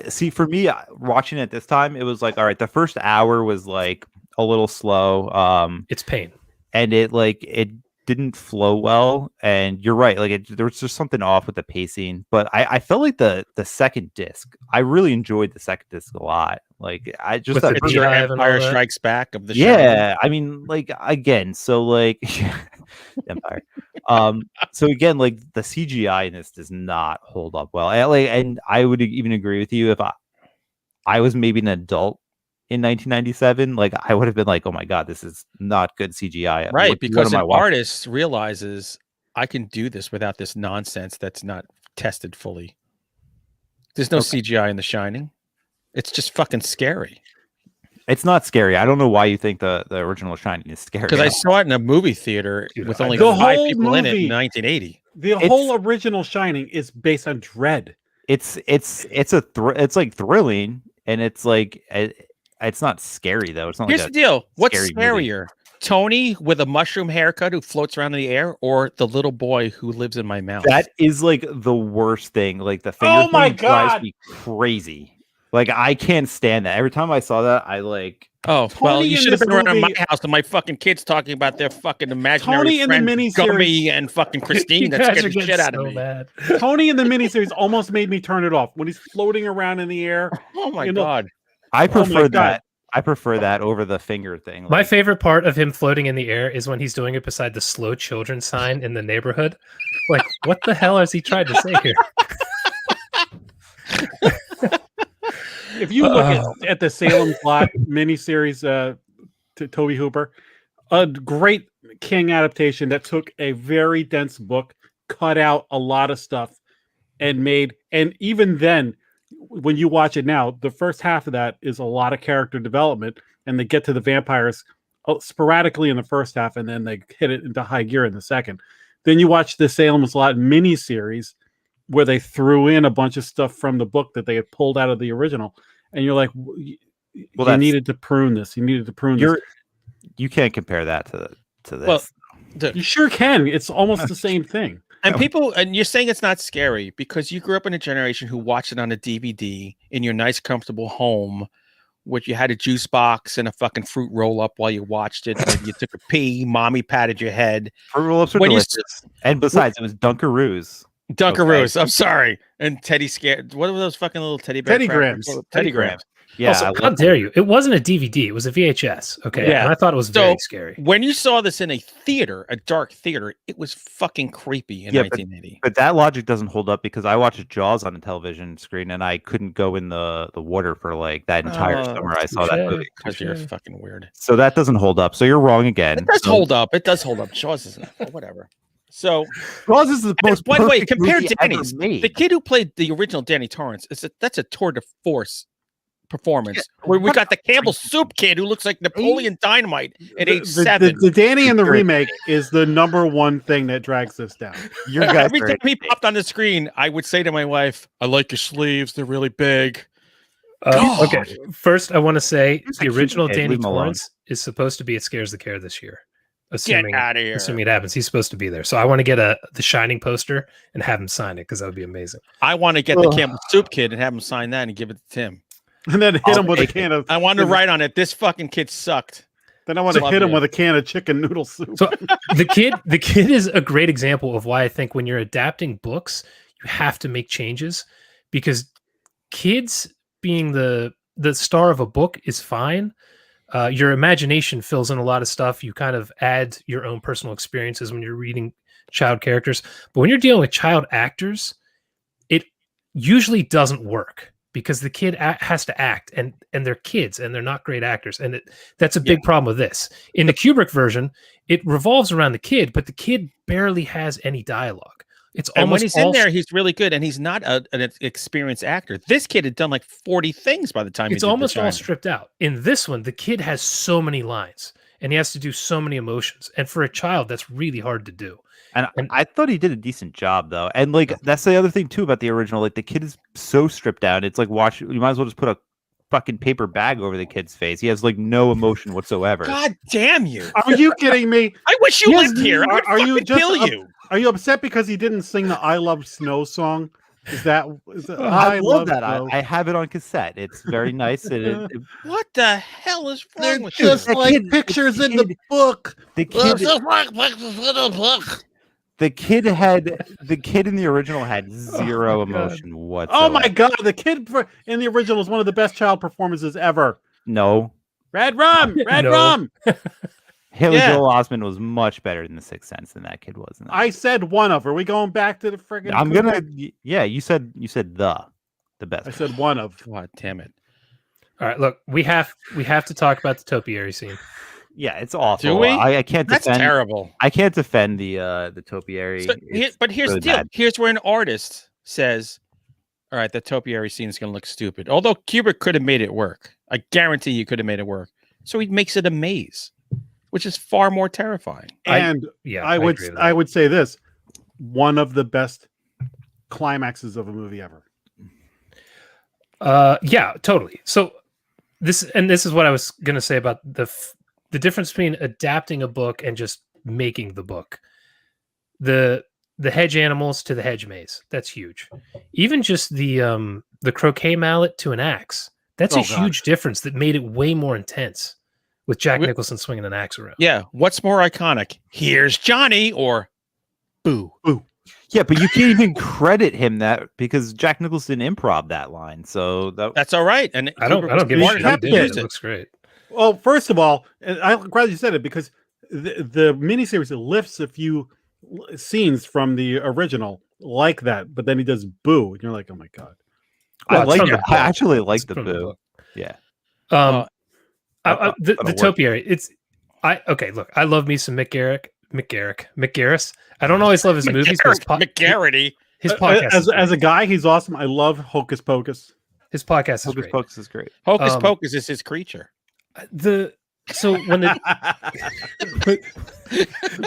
topiary, I'll drink to that. I will drink to that. Good line. When the topiary scene starts, it's who is it out there first? It's Jack, and you hear stuff moving, but you don't see it. And every time he turns around, they're in a different position. And I'm like, hey, this isn't as bad as I remember.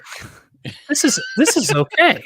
Yeah, I thought the same thing too. Yeah, and then they started to roar like actual lions. And then we saw the CG movement. I'm like, dude, what the fuck are you doing? Don't do this. Just let them keep moving when you're not looking. And it just completely fell apart. And then when it's the kid out there, it is like 10 times worse. The quality of the direction makes you question everything McGarris has ever done. No, stop. Come on. It really does. God. Come on, man. Well, seriously, like Jack said, Hocus Pocus is great. But as I'm just assuming Stephen King is there. Like Garris started with strings. Spielberg and Amazing Stories in TV. I think he's very comfortable in the TV world. I think that's where his best work is. This is a TV movie. But it's like comparing a surgeon over where Jason lives to New York City.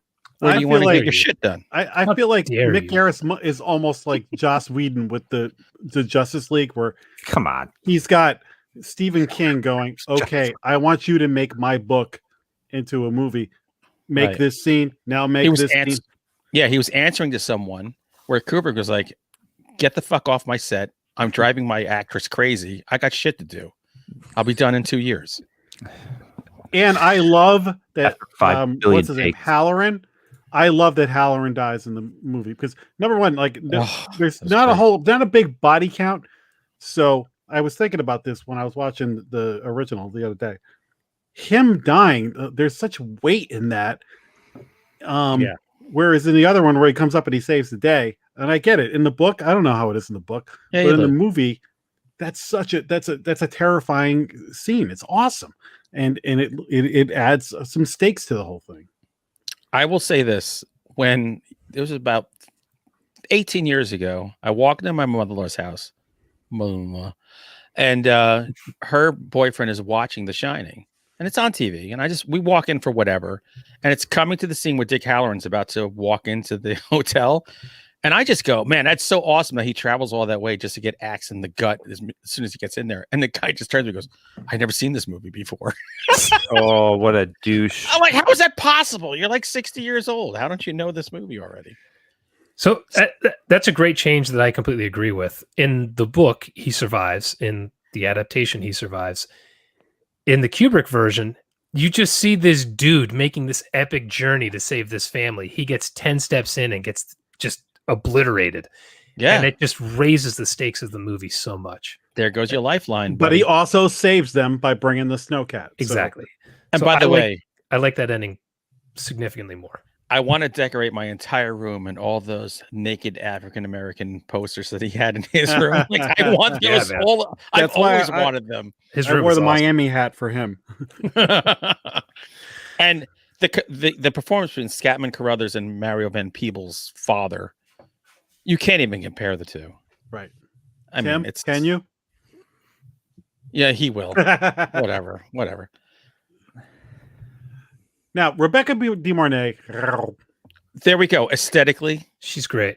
I really liked her in this movie. The very first scene she's in a white t-shirt and her nipples are showing. I knew you guys were going to bring up the nipples. I knew it. It was the first scene. You don't think that's not on purpose? It's all on purpose. I mean, everything in the movie is contrived. Everyone here's seen Risky Business, okay? We know why she's getting cast. She's great. She's actually a good actress in this. She's a great actress, too. She's great, but there's so many. Again, the writing. There's so many like smoochy scenes that it just feel like he said, a Lifetime movie. That just it looks like a Lifetime movie. The whole thing looks like a Lifetime movie. Like her and Weber just are not. I feel like watching Natalie. I see them all the time. I like seeing. It's like watching Natalie Portman in the Star Wars prequels, where you're like, this is a great actress who has just been given garbage to as lines. And I would not ever call Rebecca De Mornay a great actress. She's great. She's good. I like Rebecca De Mornay a lot. I like her too, but I would never confuse her with a great actress. Come on, she's great. Wedding Crashers. Meryl Streep of TV miniseries. She is the hand that rocks the cradle. No, Risky Business, Hand That Rocks the Cradle, Shining miniseries. No, I don't know. What's the one she did with Antonio Banderas? Where they? She did one with Antonio Banderas. Yeah. Again, probably not on the resume. I just remember her from Wedding Crashers, like that opening scene. She was in Wedding Crashers. Yeah, she's in like the opening scene, the divorce scene, where she's like, "Shut your mouth when you're talking to me." Like she has that line. It's so great. That's right. Look, man, it starts and ends with the Three Musketeers with Kiefer Sutherland and Charlie Sheen. She's the bad guy in that. Wasn't she Morton Downey Jr.'s niece?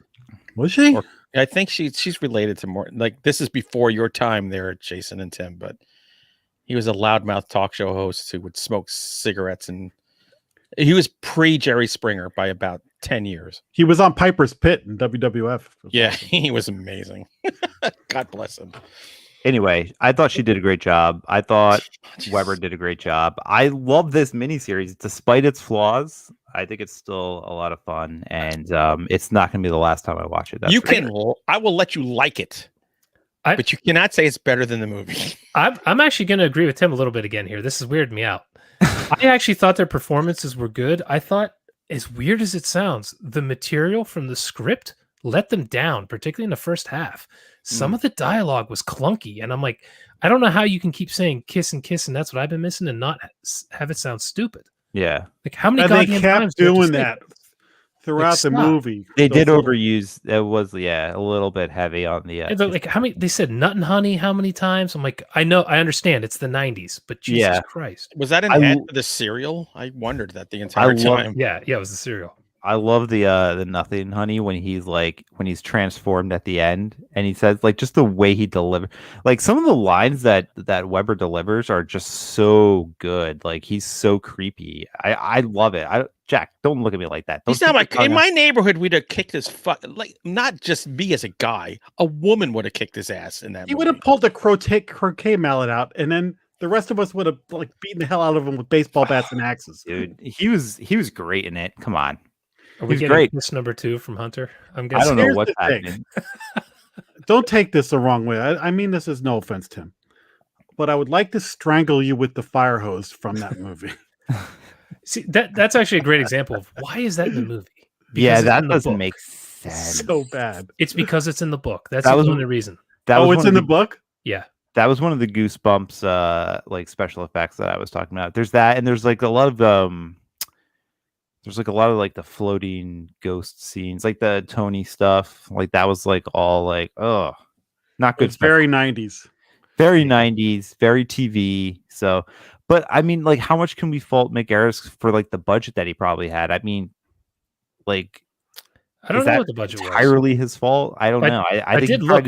19 to 20 million people watched this all 3 nights. Like this was a huge. It was a huge thing. I remember it was, I think it started out probably like 8 o'clock, right? So it was like 8 to maybe 10 o'clock at night with all the commercials and stuff. And I remember like I couldn't stay up that late. So like I had my dad record it on VHS and I watched it the next day. But yeah, like I mean, it's hard to blame him for the budget. I think they did the best they could. Obviously doesn't hold up. Obviously back then it was not good, but the other thing is making it a 3-night event. The Shining movie is what, about 2.5 hours long? Yeah, it's about 2. Sure, yeah, 2.5. And so usually when I watch The Shining, I'm like, okay, this is kind of a long movie. And this time, after coming right off the miniseries, I'm like, oh, this is paced so much quicker because it's only 2.5 hours instead of 4. So and The Shining is a slow movie. It's a slow movie, but I was like, some of the complaints I hear about Nicholson's character arc, I'm like, well, they sort of get him from A to B to C in a pretty decent amount of time. Because like I said, he's on the edge when he starts, and then about 45 minutes in, the hotel is really starting to sink its teeth into him. And then, so like, yes, the movie takes its time and it's slow, but then comparing it to the miniseries, you're like, the miniseries just like never gets to the point until the 3rd night. Yeah. But that's what's great about it, is because there's like actually this dynamic, and that's not what's great about it. That's what's great about it. Tim is waiting for Yui Bowl to make the Dr. Sleep miniseries. Dude, can we at least all agree that Dr. Sleep is better than both of these movies combined? Not at all. What? No. Dude, Dr. Sleep is so. I think Dr. Sleep is a masterpiece. I really do. but Dude, I the love original that movie. Shining is The really Shining is fucking better. good. No, because I'll tell Yeah, you what, I fucking really crazy. like Doctor Sleep a lot, but it's a little bit hokier than the Shining movie. It's got a little bit more kind of conventional scares and special effects and stuff, and it can be a little bit heavy-handed. I love it. Don't get me wrong, but when I look at it, I go, okay, one is like top shelf all time, and another one is like a great movie. Yeah. Good watch. Horror has never seen that kind of gravitas behind the lens and in front of the lens ever, and might never again. You know, I'm curious to watch Doctor Sleep again a couple years from now. I think it could be a modern masterpiece that nobody recognizes. Dude, I've watched it 3 times already, and I fucking love it. It gets so... I really love Dude, it's a great movie. I admit it's a great movie, but there's not enough scenes in there that are iconic. Wait. Oh, just bring it on. Tim, here's where you absolutely lose all argument. And you and your little friends on Twitter, if the character development, here's where you lose. The friggin' boiler scene at the end of that movie is the dumbest, worst thing. Bumbling ghost, no, stop him. What is going to happen? Well, turn the lever. Fake looking boilers. God damn, that's a bad ending. I love that, dude. So that's actually another thing that that Kubrick totally axed in his adaptation, because that was like a huge part of the book. The boiler is like, yeah, that's most much important. better. Tim, do you like it because you like the character arc of it, where the dad refuses to dump the boiler at the end? So like that's the completion of his arc. Yeah, like story wise, is that what you like? Because I'd rather visually, see a guy turn a fucking lever on a boiler it's- than chasing around somebody in the fucking maze. visually, it's really terrible. But I understand story arc wise why you would like it. Yeah, It looked like a soap opera set too. Yeah, it did. By the way, I Chad get it. Lutsky says it perfectly. You love Dr. Sleep because it's half Kubrick, Tim. Admit it. All that overlook imagery and homage. It does. That's so your look- partner. That's so why I love like it. one of the things I do like about the Kubrick is the imagery of it. Like I love like the hotel. I love some of that stuff. It's just like, for me, it's the story and the performances of that first movie that I don't care for personally. You know what makes the movie better than the miniseries? I'll just tell you one set of scenes. Riding that big wheel down the hallways. Dude, that scene is nothing great. scarier. It's a great scene, and like I said, visually it's great, that movie. I just think like the story sucks, and I think the performances are off the mark. And I think that the miniseries captures that a lot better, and it captures the essence of the novel a lot better, even though it's cheesy and Forget totally the novel. 90s and well, dude, You're not Stephen it's the King. You novel. don't have any tie to it. You didn't fucking write the thing. I Forget don't the care. novel. Just look at them at their merit as pieces of fucking audio and visual. No, you can't discount that. Yes, It's you not can. based on the source material. That's why part of King's the- anus is bleeding from this fucking adaptation for the movie. Still, 40 years later, bleeding. Do you know what's funny? You should be fucking King. You should be praising Kubrick for doing to your book what most people shit on your fucking books and made movies out of them. Fuck Kubrick. Fuck that guy. He sucks. I'm gonna fucking. If anybody ever says our show's not honest, they Yeah, go really. fucking You're a out of the dick, too. boiler room. So funny story. King actually had to get the rights back for The Shining from Kubrick's estate, and in the legal terms and conditions, he had to take back every negative thing that he's ever said about The Shining in order to get the rights back for this. How crazy is that? Yeah, that's right. Put your tail between your legs. That's So, hilarious. But yeah, that's funny. You know what I feel like? I feel like Dr. Sleep between you guys and The Shining and Tim and The Shining book. I feel like Dr. Sleep, like sandwiched in the middle. I'm like, oh, I kind of like both. That's the middle ground. I'm glad that you admitted, though, it was not as bad as you thought it was. It was as bad as I remembered. You know, it's worse than I remember. It was interesting. The parts that I thought I Your would guys' hate, opinion doesn't matter as much as Jason. Give me the horror card back. I'm the one that hands out the horror cards. We're older. Respect your elders, goddamn you. Jack Nicholson, man, he's great, man. Oh, I love. Oh, All right, let me go Tim, back. Tim, you're losing me. You can't handle the truth. The parts I thought I was going to hate, I really did hate. Like, I was just like, what? Why would you even film this, let alone in editing, not be like, scissor that out. But there are parts of it I did like. I did like, I like me some Steven Weber. Dude, Steven Weber is so underrated. Just because you want to bang him doesn't mean that he was good in it. Well, dude, I saw his wang. What was that movie we covered? Perfection. I saw his wang, and I was like, dude, I got to get me some Steven Weber. I did like the woman in the tub. Yeah, she's great too. She looked great. Yeah. Do you know who that is in real life? Isn't that Mick Garris's wife? Yeah. Oh my god. Again, though, there's a perfect example. That scene, starts with a woman in the tub instead of ending with it. But I liked it. The weird shit that she was laying in. That was cool. But the original's also awesome too. It's okay. I think I love the Room 237. The implication that Jack hurt Danny in that room. I love there's ambiguity. There's ambiguity it's in 217. Okay, that's the real room. Don't get it confused. That's fair. Why did they? Don't you like the story behind why they switched it? Yeah, I do like the story because the original hotel that they filmed it at didn't have a room 237, so they made that because they didn't want to scare people from staying in room 217. And 217, yeah. So they changed it. There's such ambiguity. There's movies made about what The Shining might mean. There's 1,000 YouTube videos with what Easter eggs. Whereas the miniseries bangs you over the head with Eric, come take your medicine. How many times does he say that?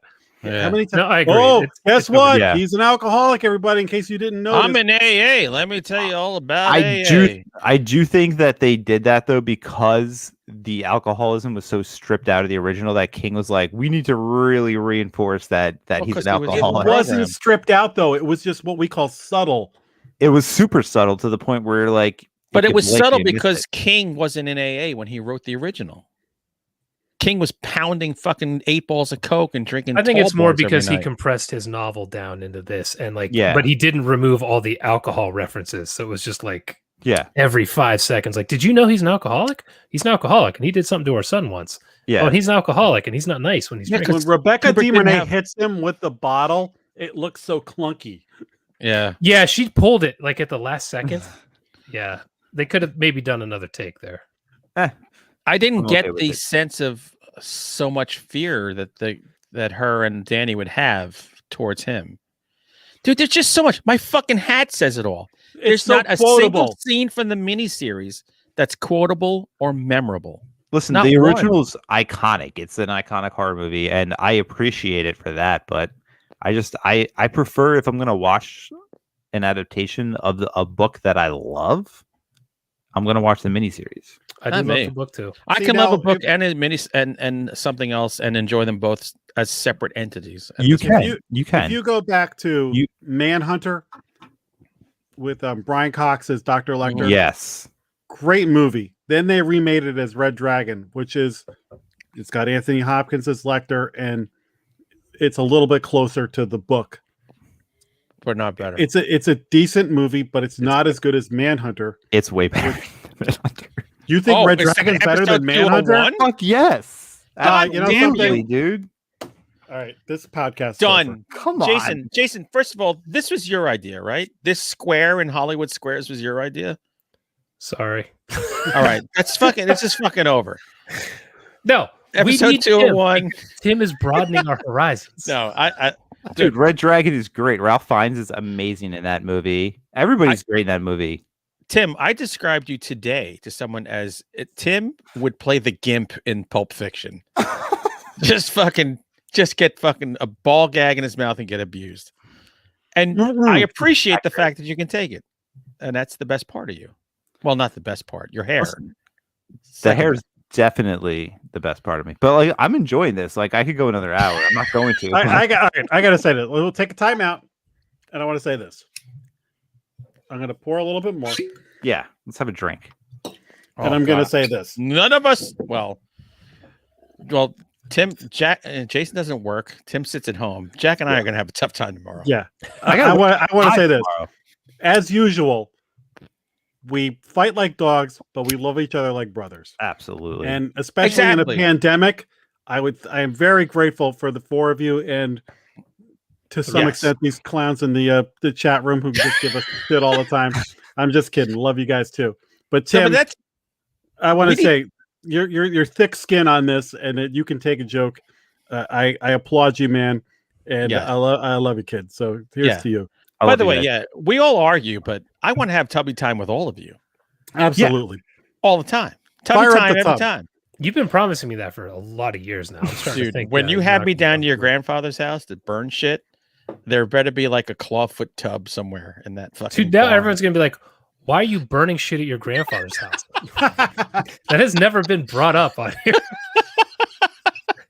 It's just to get that's how you get rid of shit in the country. Yeah, we just burn all have their dumps shit in the city. You just burn shit up in the mountains. Oh god! But anybody who follows the shows know that giving shit is our way of showing affection. So yes, like Jack. I don't know, man. They're saying in the chat, Jack on bourbon is mean.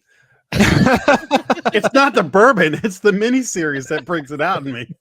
And by the way, yes, I'm lighting the cigar so much because it burned out. It was a $30 cigar. I'm going to smoke this shit till there's nothing left of it but my burning fingers. But we all still. But so that's the thing. We all still, and this should be expanded to the rest of the world when you're talking about politics, religion, whatever. You should be able to have a discussion, shit on each other, and still love each other when it's over. Well, I think it needs to be mentioned too on Twitter, at least from the people who responded to us talking about us doing this series. The vast majority of the responses were on Tim's side. The vast majority. It's not just the hair. Because Twitter is a fucking garbage bin of humanity. Thank you for listening. You know what it was? Is because those people finally found somebody. The people on Twitter who agree with Tim finally found somebody who was saying what they said. Like, wait, I never see that. What the? This is so they were like they finally had their moment. And listen, as we all know, everything is subjective. If you like it, I don't give a crap if you go home and love this movie. Yeah, it's just great. Tim's wrong. Yeah, look, if you want to own a copy of The Shining, you can fucking find it anywhere. Jack had to find a used fucking copy that had 3 shitty Stephen King adaptation miniseries in it. Yeah, to freaking watch this thing. We need a Blu-ray. We need the Salem's Lot miniseries, which I challenge anybody to watch that with me. Do I have the Rob Lowe? I used to have it. I just bought it on a whim because it was Salem's Lot, and that's like one of my favorite King books. I love Salem's Lot, the book and the movie especially. But that Rob Lowe one series is such a. Can we agree on that? Yeah, we can. Yeah, agree on that. That's a dumpster fire of a mini series. Good. Tim. Yeah, we were supposed to have a special guest review. Oh yeah. She didn't want to do it. Oh, okay. We're gonna have his wife come on and pop it. Yeah, I tried to get prefers this. No, she loathed it. So I was. Your wife is the best. I thought it would be funny to and she's like a huge fan of the original. So I thought it'd be funny for her to pile on me because I just thought that'd be good comedic performance for the show. But she didn't want to do it. So in your vast library, do you own the original Shining? Yeah, I do. I have it on Blu-ray. Oh, you do? Okay. Yeah. I want to make sure that you buy movies you don't like. What's that? You buy movies you don't like in Blu-ray as well? Yeah, I got it for $5. I have to buy Jason movies he doesn't Somebody at my old job had a copy of it and was like, do you want this movie for $5? I'm like, yeah, it's The Shining on Blu-ray. I'll take it for $5. It's worth at least $5 just for the imagery, So that's why I have it. What did you go to school for? Film. God, Jesus Christ. Well, you fucking failed. Film and journalism. Well, just want to say that the Shining miniseries, you're getting a D there, Mr. Meyer. Goodbye. Listen, like I said, it's it's an iconic movie, and I love a lot of the imagery. I as an adaptation, I think it fails in a lot of ways, and that's why I like the miniseries. So, look, as a strict adaptation, you're right, it fails. But I For me- actually think that's what makes it a better movie, is because it cuts out so much of the shit that doesn't work in film. Right. I just think they changed it. Like you could have named it, you know, Kubrick's hotel in the middle of the woods where a guy goes crazy, and it would have Cold, been wet winter. Cold skin. Look, I feel Jack and I at least have the majority of the world on our side on this one. I don't care about the fucking 7 people on Twitter who side with Tim. Yeah, It was no. at least 17. Listen, it's probably if somebody had to rank like the top horror movies ever made, it would probably be in the top 3, right? Like it would be like Jaws. I don't know. Maybe it might even be number 2. The Thing. The thing, yeah. baby. So I it think probably, for horror nerds, it's always The Thing. I think for more normie types, it's Jaws, The Shining. yeah. Well, so, Jaws is the best movie ever. So Right. let's just get that out of the way. 100%. But yeah, I like I said, it's what it did for horror. It's awesome. But Tim, you said Jaws scared you. When's yeah, the last time you swam? you know what? I honestly, You know Last like time a you swimmer. bathed. Well, 2 weeks ago, his hair was wet when he came on the show, actually, remember? I took a shower before the show. Okay. All right. No, You so don't like look like a swimmer. I used to swim all the time. I grew up on the Jersey Shore, so Well, like, you know, I also I used was- to That's where stare at my Jaws was balls and inspired. Sniff my finger. exactly. So like I was, I basically was raised in the ocean. Like I But literally went to the. When beach did that every day. stop? Shortly after I saw Jaws. So you haven't swum in like 25 years. I haven't been in the ocean in probably like 20 years. Yeah. But, And but how let's face- close are you to the ocean, to the Atlantic? Oh, I'm like 10 minutes. Yeah. All right. I'm getting all optimistic about Tim because we agree on Jaws, but now I'm waiting for the shoe to drop where he goes, but really Jaws the Revenge is the best of all of them. Jaws 4 is amazing, dude. Jaws 3 is awesome. And Jaws totally 3D, underrated. Jaws 3 is a riot. That's a different story than Jaws the Revenge. No, Jaws the Revenge is not good. While we're wrapping this up and just shit talking, Yeah. everyone in the chat, just say yes if you liked the miniseries and no if you didn't. I'm curious. Yeah, of the we're gonna goodness of read the your watch. names, by the way. We're gonna do a fucking roll call. We here. actually have like 20 people watching live right now. That's like a record for us. Oh, Yeah, probably. and we're going So on and on. I'm curious because This is a Jaws- Joe Rogan podcast we're doing right now. so Jaws scared the shit out of you and you're close to the water. The Shining scared the shit out of me and I'm from a skiing town. Oh, So maybe there's I something there. wonder, maybe. Are you scared Yeah. of ice spiders? Also scared of ice spiders Yeah. too. So let's see. Toki Michael Clark Books, yes to the miniseries. Toki Deathhammer, no. Chad Lutsky, hate. Bill Roberts, Yeah, no. Chad. All Dark 22405, yes. Fuck you. Lance, haven't watched the miniseries. You're better than all of us. God bless Steve you, Lance. Barnard. Steve Barnard never watched. Oh, there's no. That's way. outrageous. There's no Barnyard. zombie nurse clowns in It's it. not Japanese, guys. Come on. Tina Edwards saying, I'm going with yes. It was better than I remembered. I'm going to let you Tina- pass on that. Tina I'm has with you, good Tina. taste, though. Tina has Tina's good awesome, taste. so I'm letting her pass. Yeah, she has good taste. So I think I'm So- right. We So cut her Silly slack. didn't see it. I was doing Hunter's mom. Wow, that's aggressive. Yeah, all those soapy tit wanks. That was mint. That was mint. That's an inside joke. Deep inside. So yeah, again, Have we aired our grievances? It's a I think fact. now we have to do our test of strength, right? Or feats of strength, whatever that is. Let's You can let's take wrestle. him, Hunter. This is where we find out who would fucking like survive after drinking as much and then fighting. Do I get It's- some cool points for my coaster? That is. Oh, that's a nice coaster. But I will tell you, I drank more than all of you tonight, and Yeah, I look will at that. still kick all of your asses. I'm on beer 4, so I could. I'm 7. Okay, yeah, you win. Yeah, you definitely win. 7, baby. I'm only Nice on match. 3. If And- scares happens, the rumble will go down there. So maybe I'll just set up like a GoPro somewhere and just record it and live stream it. That'd be awesome. Uh, By the way, does anyone want to see like a Final Guys convention? now we're putting on a convention. Final Guys, we should start a Final Guys convention. We could do a Seriously. book signing or something. That'd be We've Six got enough people. people who could join in and do that. We won't have any real celebrities, but Tim, do you have any miniseries masks? If I could get one, I would have one. Is there one of Mick Garris's long hair or smoker's cough? If I could get a mask with Steven Weber's wang on it, I would wear that shit around. I don't think it would fit on the mask, dude. It's already on his underwear. Yeah, that's true. It's already hand drawn on my underwear. Weber's wang. Did you know that Gary Sinise was one of the people that auditioned for? Yes. Actually, do you know how Steven Weber got the job? I do, because I watched some YouTube video. But you go ahead, you tell. How did he get the job? So the role was originally offered to the other guy on Wings, the other main character who plays Steven Weber's brother. I forget. Oh, Tim Matheson? Daly, yeah. Daly. And Tim Daly's like, nah, I can't do it. But Steven Weber's cool. You should audition him. And so that's how he got the part. And that's not true.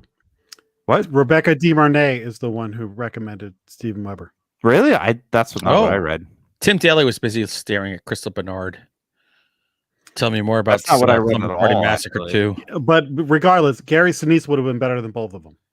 I love Gary Yes. Sinise. Well, I love Gary Sinise. I love Steven Weber. You'd have the same problem with Gary Sinise because he looks fucking evil from the get-go. Yeah, Just like Jack Nicholson can't help but look insane. Yeah, he's just insane. Right, but that's he's the from thing. New Jersey, though, so that makes sense. It's like resting bitch face. He has resting insane face. So there was no way he could have not looked crazy.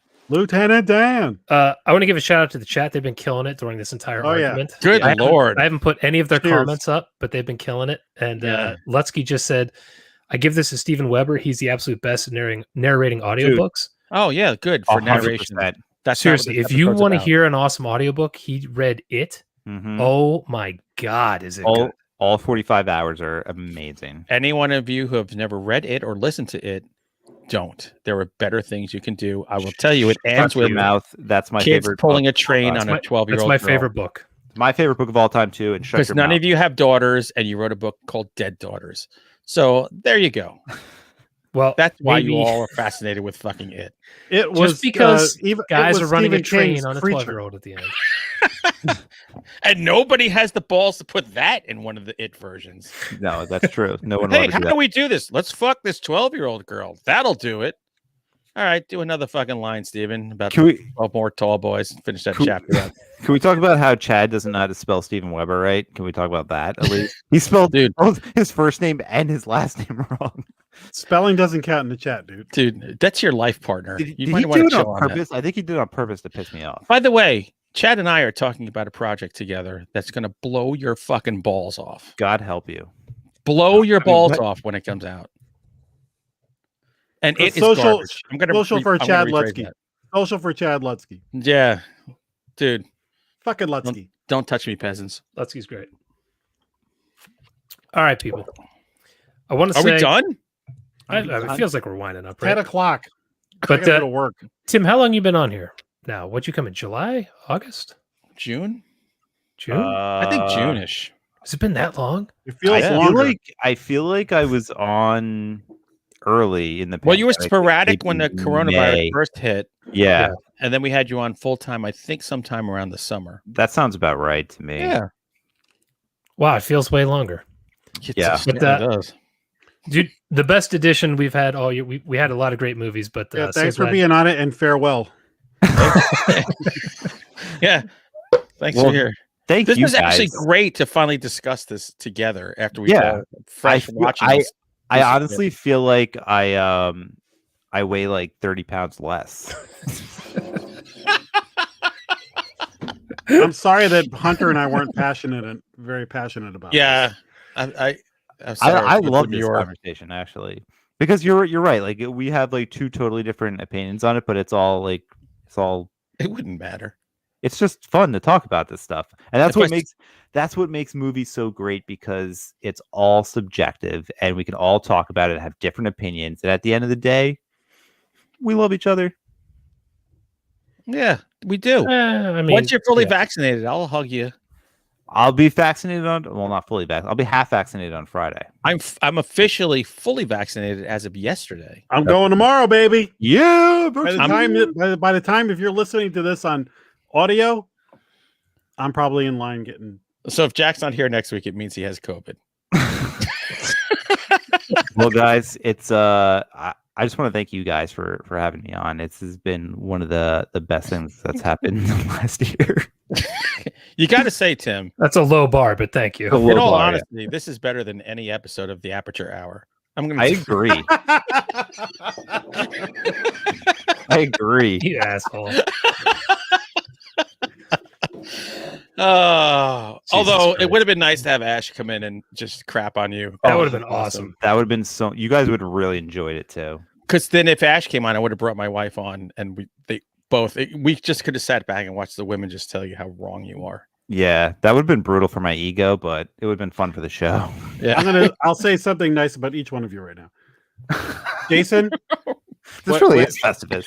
What's one of the things that I love about you is that you look at movies through the eyes of a writer. So there are times where I'm just like blabbering about something or being silly, and you'll be like, "Yeah, but from a story perspective, he should have done this. That would make much more sense." And I'm like, "Oh, yeah, that's a good point." Like, so sometimes your aspect ratio is shut the fuck up, but with your story stuff is great. Hunter is a freaking force of nature, and he likes to say what he feels. We all know it. I've been partners with him for 10 years, so whatever.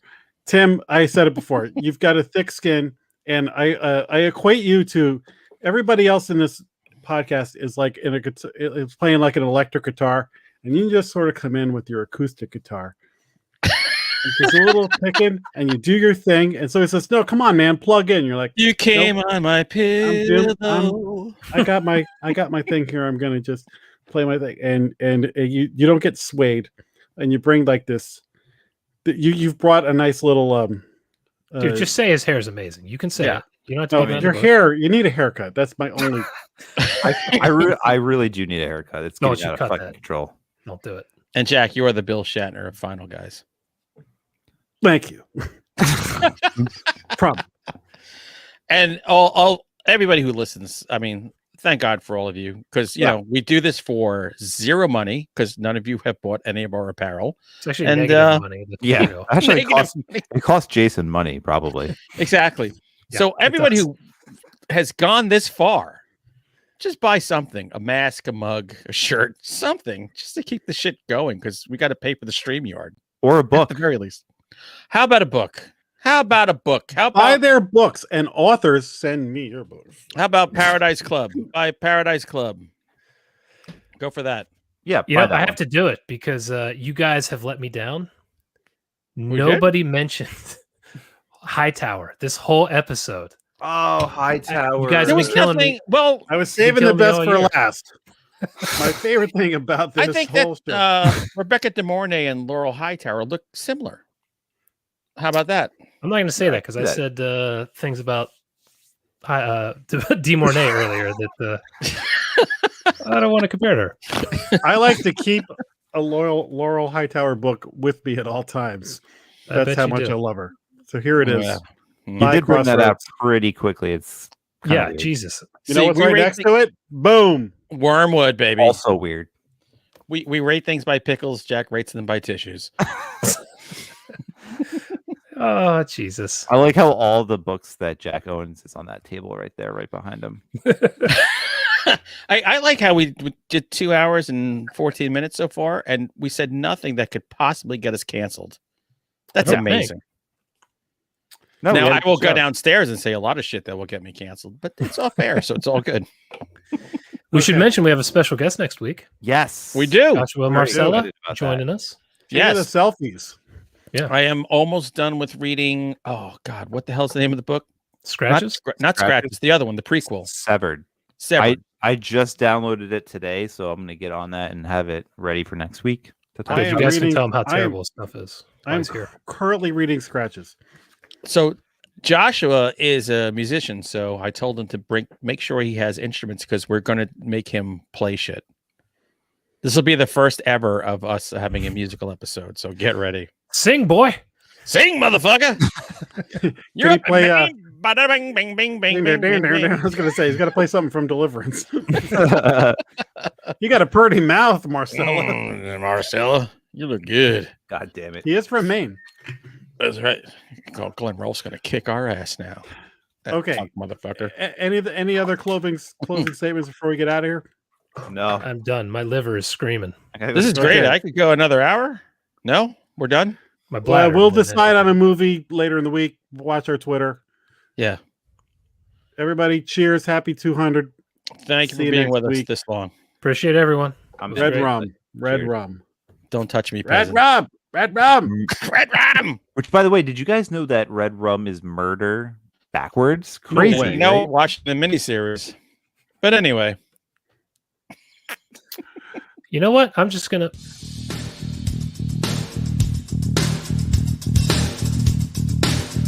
Game over, man.